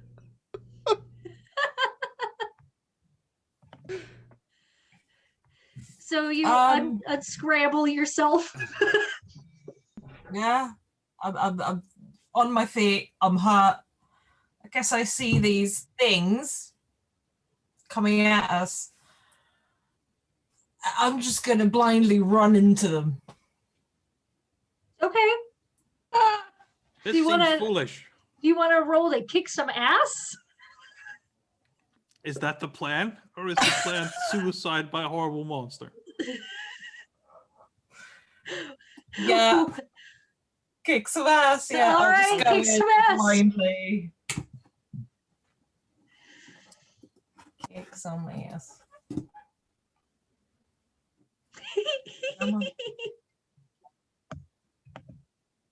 All right, it's you exchange blows. You're able to obliterate something. However, either you're not able to do it well enough, or you sustain damage from them. Let's say not well enough because I've already taken some damage. You go in and you bop them, and you manage to chip off some of their stuff, but you're not entirely able to obliterate them as the others have done. As you are trying to fend off this group of monsters, rivulets of lava begin helping you do the job as well. But it sizzles and burns anything that it touches, and things have become very uncomfortably hot again. Mao is still scribbling furiously at the rocks, but it becomes very, very evident very, very fast that Mao's attachment to magic has changed. And she cannot create a portal like she had. And as she's just about ready to lose her marbles over it, the bigger, more terrifying sound of a caw sounds, and two giant eagles just swoop down and pluck you guys off the side of the mountain. I'd like to imagine, like, in a censored version of this, it's like, what the? Yep. Yes. Gee. 100%. You guys are snatched up much against your will, whether or not you wanted them to do the snatching. They have taken you off of this mountain. And they obtain all of you. And you are Ah! airborne, watching the volcano fall into itself. The beacon kind of is lit, and you see this faint light beginning to work its way up out of the volcano past the tar. And by the time that you are several miles away from it, like a spotlight, it cuts through the darkness, and you can see that that beacon was properly lit. How are we being carried exactly? In the claws of giant eagles. Right, but in what configuration? Because there's two of them and there's 5 of us. So It was probably Tom and Joe in one claw because ghost, Faye in another claw, and Mare and Mao with the other eagle. Mary's just gonna look up the eagle, be like, I can fly too. If you want me to lighten your load, I could just do this on my own. The eagle ignores you. as That's Joe Good, is good talk, just eagle. going, Good talk. I'm gonna be like, so come here often. Does the eagle seem like a real eagle or some sort of celestial being or what? To you, it feels like a real giant eagle. Claws of an Okay. eagle. She'll try and talk Sing to in them the and arms go, of an angel. They always knew Caw, that the eagles caw. would save me. The eagle kind of like looks down at you, cawing, looks at its counterpart, and both eagles like fling you off into the darkness. Like, just Faye? All of you. All of you. Whatever Faye said, it was just like, nah, I yeeted you guys out into the darkness. Oh, Joe is screaming. I'll use my own wings and I'll try and grab Joe because I know she can't fly. So it should probably get Mal. Oh yeah, I'll get that. And I was just like, Whee! Marmalade! So I'll try to catch her, but that's way more difficult than like any normal stuff because Right. I'd have to carry her. So I am again gonna possess her and then just fly on my own, Okay. just like in her body. All right. I feel like after Faye catches Joe, she'll still scream for a little bit, then she's realized she's not following him, and she's like, oh, thank you. Oh my god. So Tom's got Mao. Yeah. Mare's Do okay. you want me to roll for the possession or not? Actually, yes, because that would be a little bit tricky, and I want to see if Yeah. you kill our NPC. Midair possession. Please don't kill Mao. Mare's gonna do kidding. a little flashing thing with her landing. I'll Kind of. describe in a minute. Oh, I think the mixed success is that Mao takes charge. Okay. So Mao could use your powers, but Yeah. wow, that's neat. Can she use your voice too? Who knows? Probably. All That right. sounds hilarious. I guess like it makes sense because these two have a connection now because Tom is the one who was in her brain. Just imagining Mao speaking with Tom's voice is really funny. Yeah. Yes. Funny. So it takes a minute for Mao to realize what has gone on, but she's not used to being possessed by things, and kind of comes to her senses pretty quick, and using Tom's voice just lets out this terrible stream of obscenities, just like the worst curse words in like 4 different languages that you can imagine, and then takes a sigh of relief and like just a little like floaty ghost thing that Tom does, and it's just like, oh, that's so much better.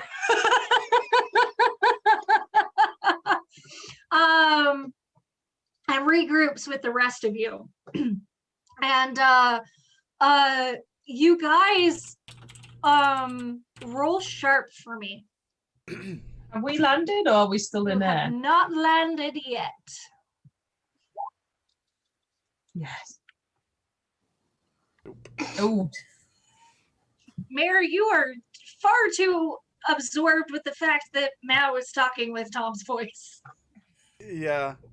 Oh, also, you said we haven't landed yet. Never mind. Not yet.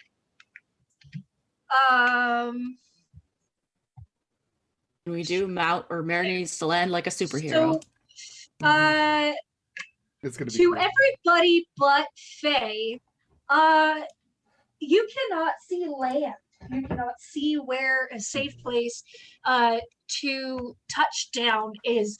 But Faye, out of the kind of like, you have to squint a little bit, but on the horizon, you kind of get like this light, almost like pre-dawn light peeking over the edge at something, at you. What do you do with that? Do you go and chase the light? Do you tell the others? I'm gonna scream because we're in air. I'm gonna be like, this way, and head towards the light.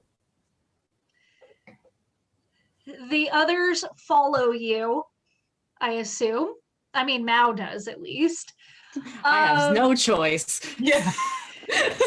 And as you're flying, I don't know how familiar you guys are with this visual concept. I'm obsessed, but you know the pictures of usually the moon as it's coming around the edge from, and you can see just the sliver of light from the sun kind of creating that corona halo, and that blinding moment. And once that blinding moment has passed, you guys realize that you are floating in space, looking down at the last vestiges of Earth in its most destructive place. And within almost spitting distance, you see a space station. Let's go save Matt Damon. Fuck is going on? Space. Okay, Okay. I'm in. Yeah, let's go that way. I'm following the light. We're going to the space station. I hope that that wasn't too random for you. I've been trying to find a way to get you guys here for ages. Hey, I'm totally happy to Well, go I save mean- Matt Damon. Giant eagles. I mean, Yeah. random. Salt of eagle. That's how you get into space. Yeah. You gotta get yeeted by giant eagles. Remember how this is a dream world and nothing makes sense? Yeah. I was gonna say, rockets are usually involved, but it's a dream world, so whatever. Giant eagles just yeet you from one dimension to the next. It's fine. When you It's cannot find fine. rockets, giant eagle yeets may be substituted. Mhm. That's a raid cry. Or, yeah, okay.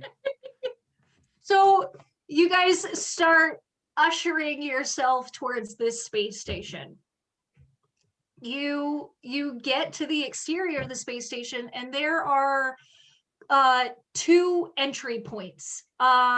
Classic, the doors that have to line up with each other to open up.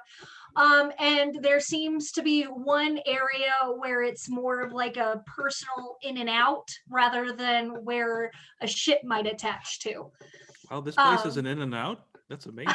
Nice. That's Good one of the things. surprise, There's guys. we get our own personal in and out. That's fantastic. Never been to In and Out.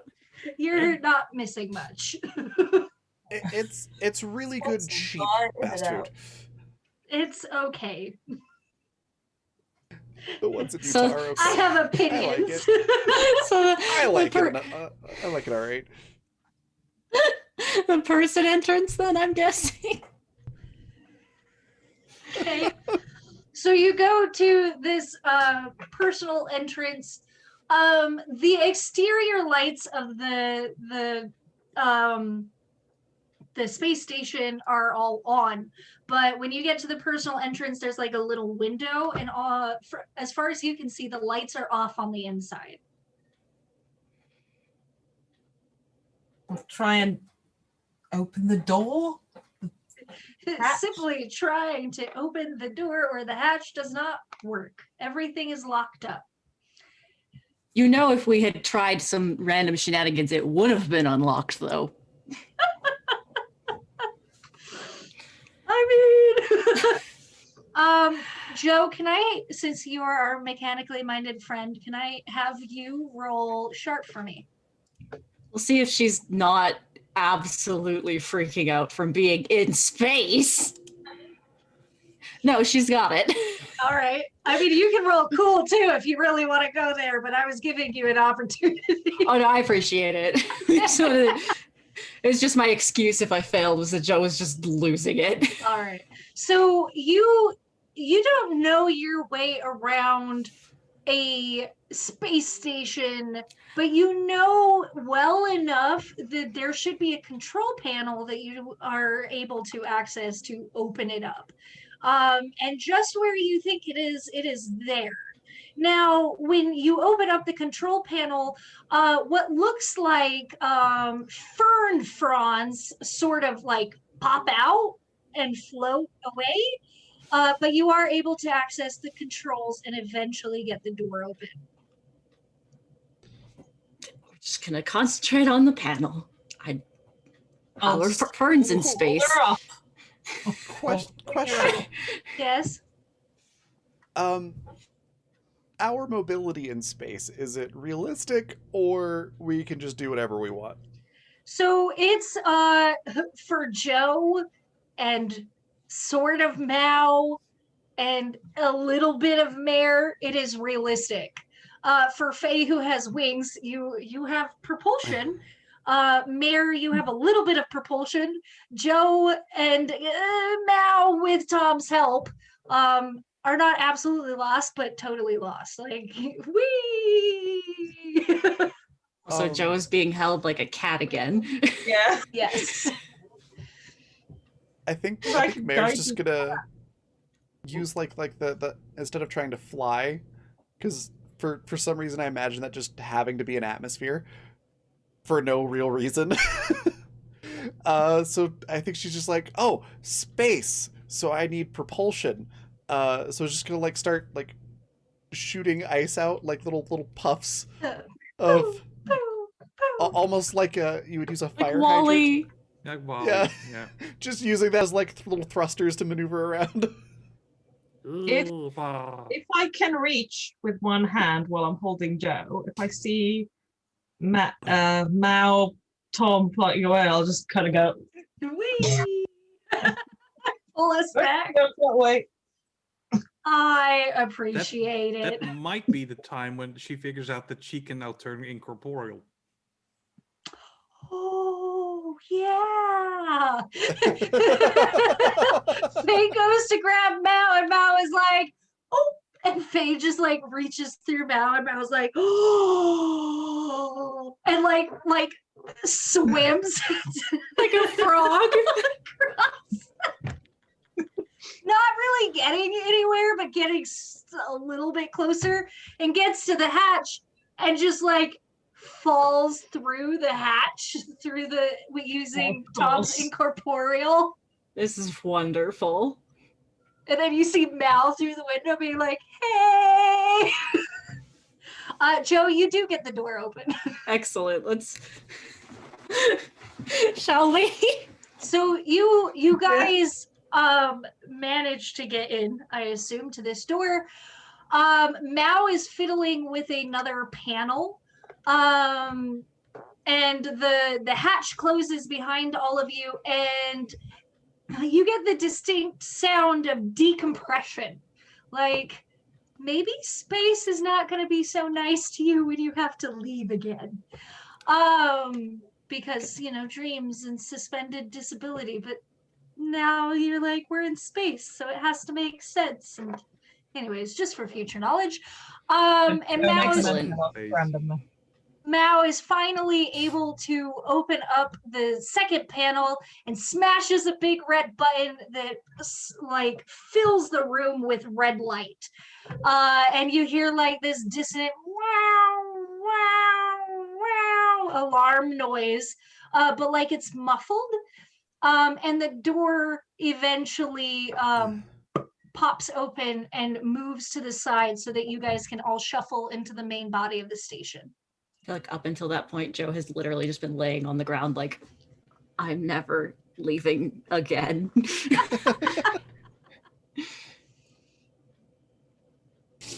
I think Faye is pretty much sitting on the floor, like We're so tired. tired. And Mel's like, I feel great. Look at me, I can talk. Mayor just goes and gives Mal a hug. Is Tom okay? Tom, are you okay? Knows, right? Because I'm stuck. Has to let him go. Oh my god. At some point, but you know, when she feels like it. Oh, geez. Mao receives the hug and literally sings sea shanties for 15 minutes while you guys are all doing your cooldown. And eventually Mao's like, well, fine, I guess, and lets Tom go. Actually, I if we're imagine it's just as difficult for her as it is for me to do. There's like a weird popping noise, a little bit of like fizzle lightning sounds. All right, I'm free. I mean, this is a space station. I might be able to find some more advanced technology to try and, you know, fix the thing. We're just gonna get to Matt Damon. What? Who? Matt Damon, he's in here somewhere. He always is. That sneaky son of a gun. Always getting lost. Who's Matt Demon and why are we looking for him? Oh, you know, Joe, open the bench thing, right? Put the books. Yeah, okay. Open hammer space for you. Yeah, there you go. See? That's him right there. Oh yeah, it was the Martian. Mhm. Yeah. Yeah. I forgot. Yeah, it's 3 books. You got your Martian, you got your Interstellar, and you got your what's the other one? Saving Private Ryan. Um, That's the trilogy about humanity coming together to save Matt Damon. when I guess we're in the 4th book now. this is great. When you open up your amazing. workshop table, and your books are all there, the planetary books that you have picked up, kind of catch your eye while you're laughing about this Matt Damon, and you're like, oh yeah, I had these planetary books, these got my- weird conspiracy planetary books. My planet book and my astronomy book by a metaphysicist. Oh my goodness. Okay, let's take a look. Nothing's changed in the books, but that you have them. And they may come in handy in a little bit. I'm gonna just move them from hammer space into my general bag. I'm gonna carry Interstellar. 'Cause Okay. that seems the most appropriate. It's a good movie. Matt Damon was a dick in that movie. Yes, he was. Don't spoil. Since everybody's looking at books and stuff, and Mare is coming down off of that crisis adrenaline, is going to quietly sit in the corner, and pull out the fancy owl book that she kept, and Oh, just yeah. see if she could figure out anything else about it. She still has the owl book. Yeah. Right. Yeah, Should we Faye's talk just sitting about- by herself with Yeah, her should we wings talk about around that whole her. thing? You know, our angel friend who tried to destroy the beacon with the Mare's just like- golden idol devil thing. I killed a person. Basically already dead, right? We don't I mean, know that. They were screaming. I mean, that's what people do when you light them on fire. Oh my god. Mare's Perfectly just- normal. Mare just like pulls back her hood and looks at Joe and Tom and goes, "You lit the thing.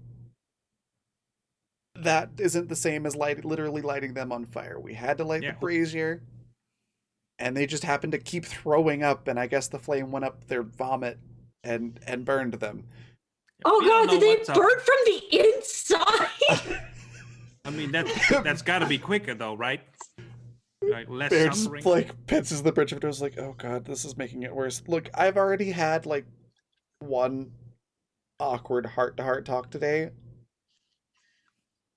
Yeah. I'm that You know, I've reached water my under the quota bridge. of growth today. I'm going to get absorbed into this book, hopefully not literally. And Right. she goes back to investigating the book. I guess it's up to me then, and I'll go over to Faye. What the heck? You know, we asked you to light the fire thing, and you broke it, and then you vomited up an egg, and then the egg turned into a golden idol devil thing. What the heck? He told me to do it. Who told you what? And she it the kind of egg? goes, like, What, the ceiling? what? Him. He told me to do it. Matt Sorry. Damon. That son of a gun. Tom, she's clearly talking about her Yeah, I god. know. I'm trying to. I'm This is sorry. so real.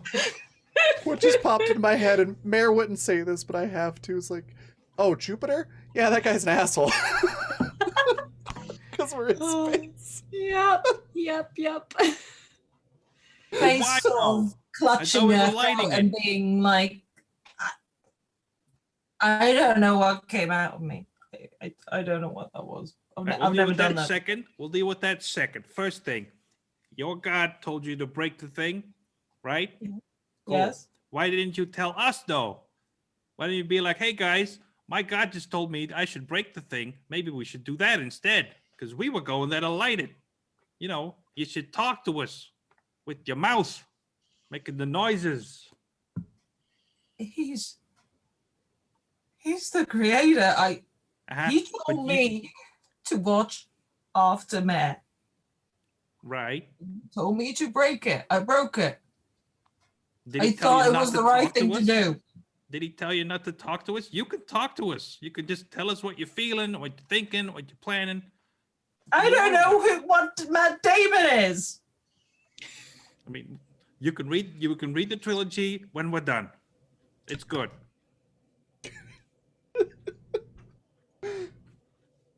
All right, let's move on to the egg thing. I did it. He's the creator.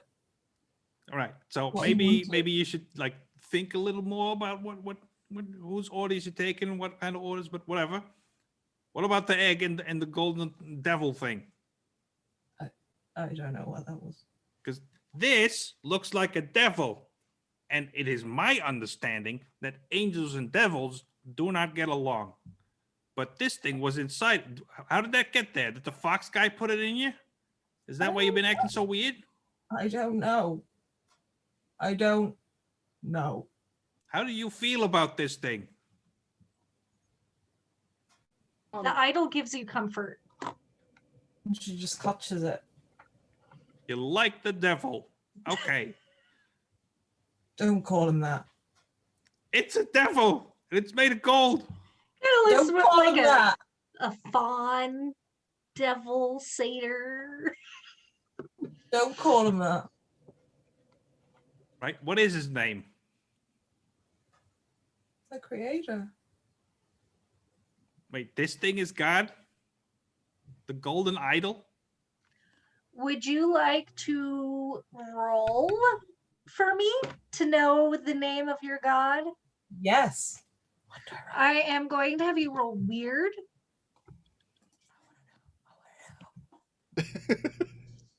Very exciting. So you realize that you have never heard the name uttered from your god. You know that there is no beginning and there is no end to your god, and that your god has only ever been your god. But a name makes itself known to you when you're holding on to the idol, and Kernos is the name that is uttered like a whisper. Kronos. All right, is that ringing any bells for anybody? Is it? Is anybody familiar with Gaelic folklore? Nope. Nope. Nope. I think so. But- Nope. but- Mare does chime in from her corner where she's sort of sulking, and goes, I don't know, it sounds like the Zeus's father, the time one. I don't know. Greek mythology's weird. What? Chrono Trigger. The Titan? I think it was something like that. Or like Konos, or with like a Q. That might have been something else. Whoa, knows. I thought Titans Whoa, were supposed no. to be big. This thing is little. It's the Klingon It's a- homeworld. This is. She waves the little thing. This is not him. It's from him. And she's saying it in a tone of like, you idiot. That's Oh. how everyone talks to Tom. Yeah, it's fine. Huh. All right. So why though? Why is this thing here now? Is it a reward for breaking the thing? Is that what it is? I don't know. I mean, I I just get know that, he made me, and that's why I'm here. For the mission, for Matt. And he told me Right. to break it. Speaking of I'm the sorry mission, I hurt you. I'm sorry I hurt you. That's what he told me to do. I didn't want to hurt you. Didn't want to hurt anyone. could you maybe just talk to us next time you're gonna do something weird? You know, when your God tells you to jump off a bridge, you say, "Hey, everybody, my God just told me to hop off a bridge, so I'm gonna." And then we can stop you or jump with you. whatever. I don't know what weird is. Huh. I mean, that is one of your stats, but like any time you're given instructions is probably good. Like we trust you, Faye. You've helped us get here. I'll give you a look at the "we trust you." Do we really? Just gonna I like can glare do back, that. like I don't say that, but I can do that. yeah. Yeah, We'll victory. That's we'll a trust huge you, step and forward. you trust us. It's I we didn't mean talk to each hurt other. you. I didn't mean to hurt you. I didn't. We know. So Mayor's still pretty absorbed in this book, but when Joe says we trust you, there's like a moment where Mayor's like absorbed in the book and then pulls it down just a little bit and looks over the edge, and then goes back to reading the book. I don't know if anybody notices that or not. Up to you. I think Tom will notice. Yeah. I'm trying to comfort the angel.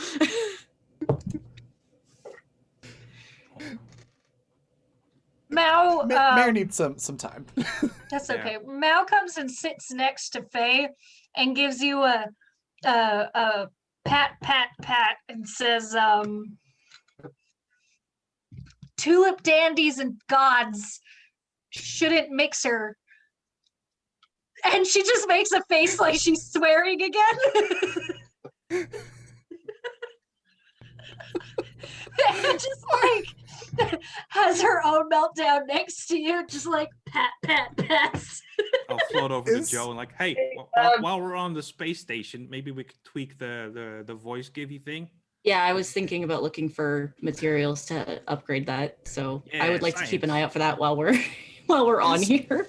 Is Tulip Dandies devils? Yeah.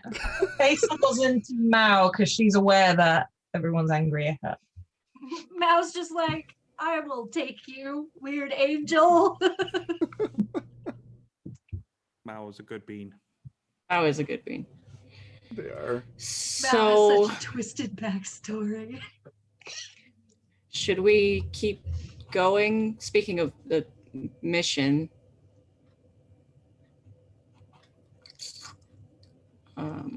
Mayor, in the arms. You want to do medical care? oh shit, right. Oh, I thought that's what you meant by the mission. Because, the mission is to keep her safe. I meant like our whole mission, Or though I beacons. feel like we've Right, but- lost sight of that. Right, but now we're supposed to be destroying them all. I don't know. Like, I'm real confused. There's just that one. Is it? I don't know. I guess we can check in on the way. He said just that one. He hasn't said anything else. Okay. Right, but if he Um, says to destroy the next one or light the next one, you let us know, yeah? Okay. All right. Thank you. And she looks small and pained, and she's snuggling up to Mao. Mao's got you. Mao can heal people, by the way. I forgot about that.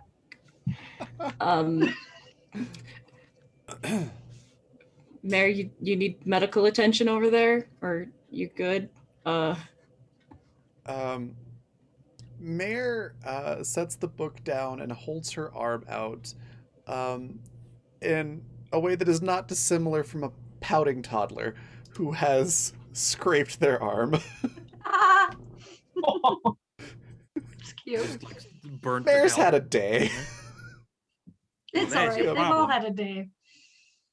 Mayor's like, I opened up to someone and connected, and then they like literally the next thing they did was betray me. And I didn't even This is consider the that best. shit. We're having such a good time. I know. So yeah, Mayor's just like holding her arm out and not looking at anybody. It's Medic Joe time. Yeah. Off with the mechanic hat, on with the nurse hat or the doctor hat, and then opa. I am. We can all take turns being team mom. Mm-hmm.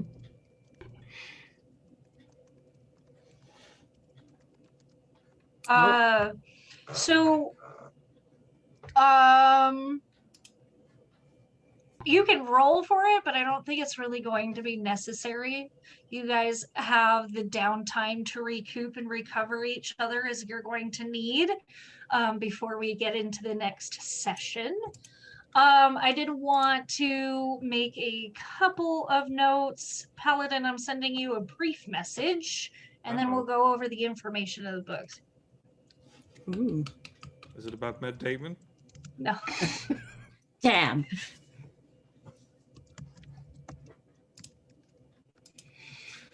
Whew.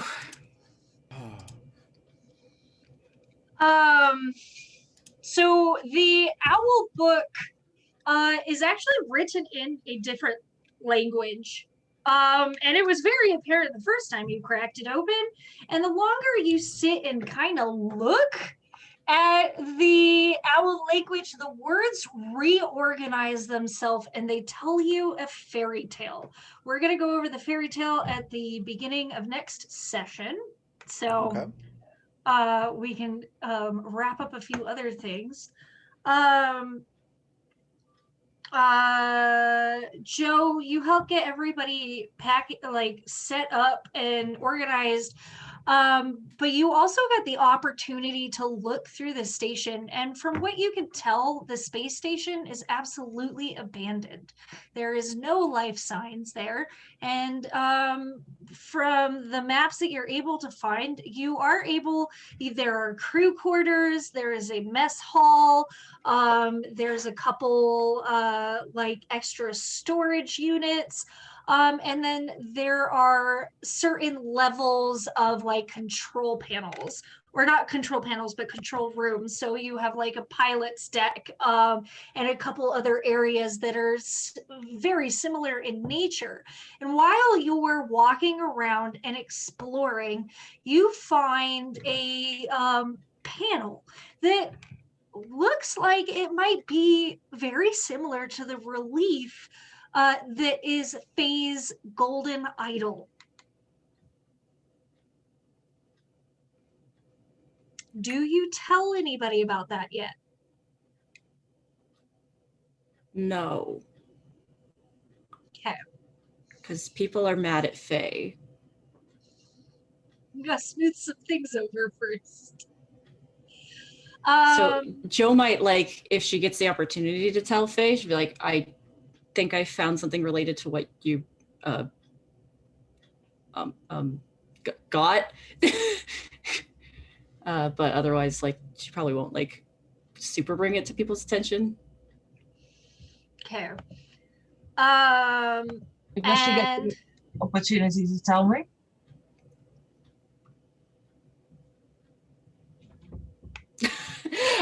While I'm You patch me up, then yeah. yeah, all right. Very quietly. While wandering around, I'm probably gonna occasionally check on my photo to see if anything's up. the photo is still animated in that kind of slightly out of your peripheral vision way, you know, like shadows flickering across something. But you have noticed that the color in Asher has started to fade, like it's being bleached out by the sun. But their expressions and their mannerisms as they're trying to animate towards you don't show any kind of panic or grief or concern. Okay. I think Faye would ask Joe subtly, because I'm trying to make myself as small as possible, as you can with wings, and go, can you show me? Can you show me what you saw? Okay. Yeah. Do I find anything to help with Mao's tiara? I'm gonna have you roll sharp for that. Okay. I'll help. I'm You will good. assist. But you can assist if you'd like. I do assist. Okay. I don't have to roll, obviously, because it's going to stay that. But You are able, like, you kind of go through like a workshop area, and you are able to find some very significantly advanced components that you would be able to update Mao's translator. Now it'll take some time and some figuring out, but we will say that you are able to get it mostly up and running by the time you guys are done with the station in next session. Ooh, yay. Okay. Awesome. That I think is a pretty good stopping point for us without like opening the next can of worms. I am going to leave with the note. You guys find places that you can rest or bunk up. There's a small collection of like toothpaste foods that you have access to. So if you so wish to fill yourself on like purees, they're there. But in the night, after you guys have kind of retired and taken the time to take a break, there is this nagging sensation that keeps you all awake. And Joe, you're the only one that is able to hear it, but I don't know if you believe what you're hearing. You absolutely know that the space station is empty. There's no signs of life. Even checking any kind of monitors or the computers, there's nothing. And still in the middle of the night, well, night, because it's space, you hear a scritch, scritch, scritch, scritch, scritch against some of the paneling in of the space station, primarily around your room. And it changes. It goes from like a scritching to a tappa tappa tappa to a like almost like something's trying to be moved to back to this scritching, and then you hear like this weird like something sliding against the paneling instead, and then it peters off and you can't hear anything else. So tune in next week for space horror. Thanks. I hate it. just Matt There's Damon. the Relax. alien. It's just Matt Damon. It's the alien. Shit. I mean, it's both, you know? Fusion. It's It's- Sigourney it's all- Weaver's daughter hiding in the from the alien in the vents. Totally. Mayor's gonna literally make a fortress of solitude in this space station. Just freeze over the entire room, encase it in ice. Be like I live here now. Nothing can reach me. We had growth and it was immediately undone. This may have been my favorite episode to date, and I love them all. Yeah. So, I was going to try and get Azrael in, but things just kind of like went the other direction. So hopefully we'll get Azrael in next time. I just love how all of us were like, oh hey, weird person stuck to the wall. Oh well, light him on fire. We got shit to do. sorry, buddy. I feel so bad. I do and I don't because it's like I feel I'm bad. curious, right? I want to know who that person was and why they're up there. But that's me. Uh-huh. And I don't mind that we left him behind to fry, but I'm curious. You know, that's a thing we missed. We could have That's done stuff. the figure is actually a callback to one of the early chapters for the comic book. Oh, okay. Cool. But for Faye's sound of mind, your god had a reason for doing what it did. And that's kind of Mischief. where I'm sitting here is like, if he just said the one, maybe it's because this one was special. Oh goodness. Special, yes. There were a handful of other things, potential outcomes, you could say. But yeah, next Awesome. week will be space horror. I'm so here for I'm it. So excited. We need to go conquer that golden figure panel. Yep. All right, Joe is we're gonna go on a raid here in just a second, but before we do, I'm gonna let everybody say what their favorite part was, where we can find them next, and anything else they want to share. Also, Hannah, what were you gonna say? I was gonna say, Joe's got a lot of sympathy right now for Faye for reasons. Yeah. No, you were nice. I I think Mare will get there. Mare's reaction is super understandable. Like that, yeah. That was brutal. Yeah. And even what Tom what Tom was saying made sense too. Like, just talk to us. Yep. It's God. Oh yeah. I'm not saying that what you did didn't also make sense. We're all making sense. I might be the least in character, but that's fine. Joe's got some shit going on. Well, we're gonna go reverse order from how we started. So, Yaz, what was your favorite part? Where can folks find you? Anything you'd like to share? I can't pick favorite parts. Why do you ask me this? Goodness.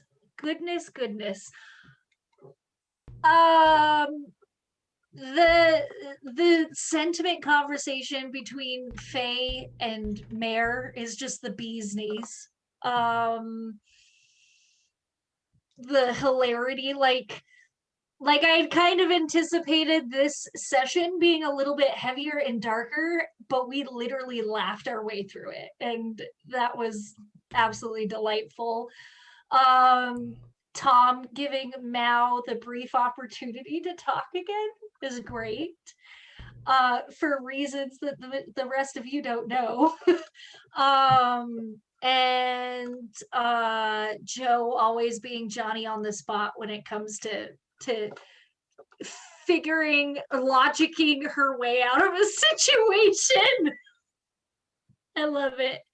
So those are my favorite spots. So you can find me next time, Wednesday, here on Raven's channel, playing Bambi Darling, who is going to confront the husband that she slept with that's not her husband.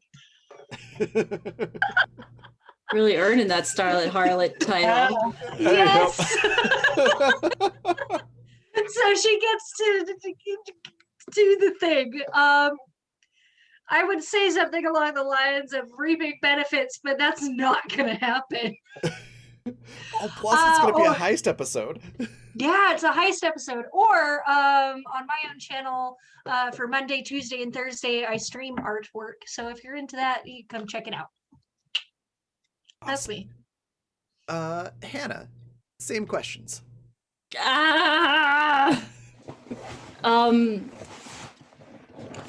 Everyone was so good this episode.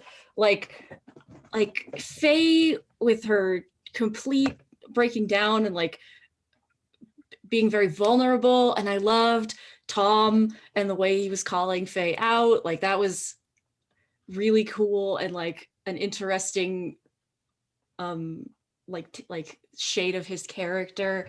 Though I'm having a soft spot, I'm going to admit, for the Mare Joe interactions where we're just magic science. That was cool. Fighting buddies.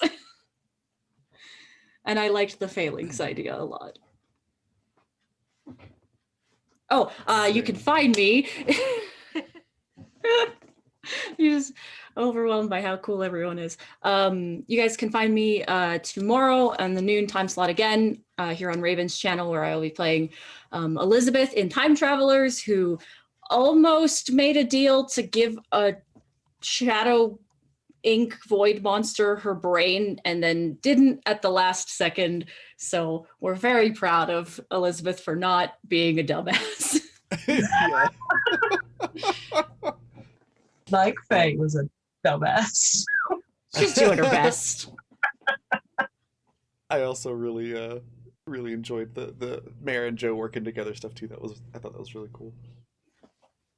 Next we've got Nina. Same questions. Favorite part? Where can folks find you? Anything you want to plug or share? It was a great episode. I think I agree with Paladin that it was probably my favorite one so far.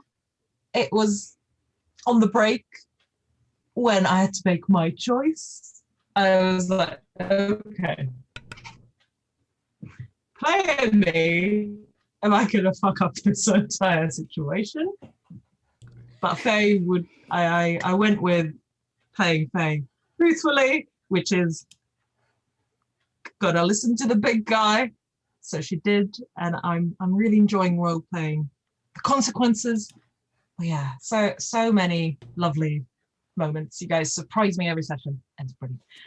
You can find me here next week doing this again, and you can find me on the old YouTube channel called The Awkward Actress, where I post comedy, comedic monologues, and also a dark drama pilot. So go and check that out.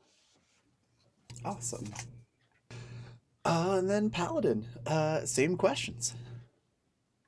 So in this episode, I did two things. The first is that I set up that conversation with Mare and Faye, and I loved how that turned out so much. And I made that happen, and I'm like, yeah. And then we got to the lighting of the braider thing, and Mare was gonna light it, and everything was gonna be fine. And then I was like, no, I want that choice. And it was glorious. So good. This was such an amazing episode. And to fail that possession roll I did. And I even got to put in the dumb books that I've been planting sessions back. I forgot it actually had been the Matt Damon books. I got you The Martian, and then I got you two more books, and I never told you what they were. And then now we know. That's amazing. That's fantastic. Beautiful. So where can you find me next? Tomorrow over on Chromatic Chimera, where I am playing a badass mercenary who's stuck on a planet where apparently there's a big ass bounty for some alien tech, and I aim to get it with or without my party members, because some of us have scruples, and well. And then Sundays, I'm over on Uncanny Adventures, where I play Hope, the pirate paladin who tries to make friends with the evil pirates, and do really well on that front. Doing really well. All my friends are safe. Gonna get back to the ship, and everything's gonna be fine. And then Tuesdays, I'm over on Paula's Cryptids channel, where I play Dom Rain, the Gitsurai Noble Fighter. We took a week off for health reasons, so I'm excited to see where we pick up. And then I'm back here. Awesome. For the continuation. Space. Fantastic. Oh, that just leaves me. Favorite part. All of it was amazing. I am very much enjoying the just this mental image of Mare wading out into the ocean of feelings and friendship, and then immediately turning back and going back to the beach, going, nope, that's enough of that for now. I'm over it. Friended out. Bye. A crab has pinched my toe. I have been betrayed by the ocean of friendship. I am going back to the beach. Oh, that whole thing was great. I really liked the conversation between Mare and Faye. That was so wholesome. And yeah, everybody was just great. The tuning fork solution thing was super I cool. forgot about the tuning fork. Yeah, and then Tom just or really Paladin via Tom just being like, I'm gonna like nudge the story a little bit. It was beautiful, perfect. I am here to cause problems. In the best way. Such a And great episode. then Anina's just performance of upset Faye afterwards Yep. was just chef's kiss. Oh yeah. So good. Like not everyone can do that thing where you make the bad choice, you know, to Yeah. betray everyone and go like that's tough, and you did it great. Aw, Yeah. aw, make me Um, blush. And then yeah, it's just your pacing is incredible. That's true. Um, You know, we took a it's- lot of time and it's really sat with it all. You know, Yeah. gave I'm us really that space glad- that we wanted. I feel very confident in my method of putting pieces together for the most part, but I'm glad that the pacing feels good to you guys because that's what I worry about. I don't want to rush you too hard. So I'm appreciative. Your ability to hurt us cats is amazing. So You guys do most of much the work appreciated. yourself. I just am like little pieces. It's like a trail of crumbs. Yeah. I just remembered Mao swearing profusely with Tom's voice. And also the what the jelly beans. Yeah. Yeah, wow, that was gold. That That was was- good. That was beautiful. But yeah, I don't know that I could for sure say that I have a favorite episode of this campaign because they've all been amazing. But this is definitely in the the top three, if nothing else. This was so good. And next thing, where you can find me next. In about 2 hours and 45 minutes or so, I'll be right back here playing Katanova, who is a socialite anarchist, Grendel, in our Zweihander campaign. She basically flirts with all the wealthy noble people, gets into their court or inner circles and what have you, and then sows seeds of anarchy. It's fantastic. Bringing the system down from the inside. And now she's on a ship in the middle of the ocean, and the ocean is haunted, and trying to kill everybody. So it's been a trip, literally, on this ship. So it's You it's and gonna be fun. oceans. I love nautical stuff. So yeah, that's where you can find me next. And then also tomorrow we've got, tonight is at 6 p.m. Mountain Time, and then tomorrow at 12 p.m. Mountain Time is Time Travelers, with Hannah and a bunch of other wonderful people. Excuse me. And then 6 p.m. Mountain Time tomorrow is Animus Absentus, where we have pretty much wrapped up our beach episode, which was delightful, and found out that one of the characters has sort of hooked up and started dating someone whose dad is high up in the evil galactic police force. So that was a fun little tidbit of information they found out last week at the end. So it's gonna get interesting. And interesting is defined as oh god, we're all gonna die, or maybe not. It's gonna be great. So that's what's left for me for this week on the channel. And then other things to talk about. One thing I forgot to mention earlier is we have casting open for next season, which starts in May, runs for 4 months. We've got a few different shows that are available. There's the link to the form there in chat. Join us. Yeah. So excited. We've got a few shows. Some are at the 6 p.m. time slot, and we've got a couple at is one There's two at yeah, noon. two at the noon Mountain time slot.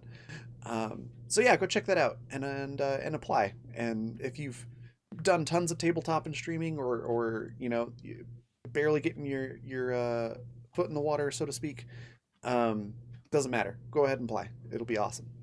So there's that, and then quick word about sponsors is Fundamental RPG, which you can get on Amazon for the print version.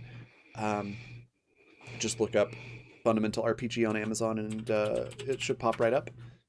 And then you can also get the digital version or the PDF at coffee.com/raven/shop, just like it says at the bottom of the screen. Just add /shop to the end. You can also find Intrepid at the same place, and that is adventuring gear for real life.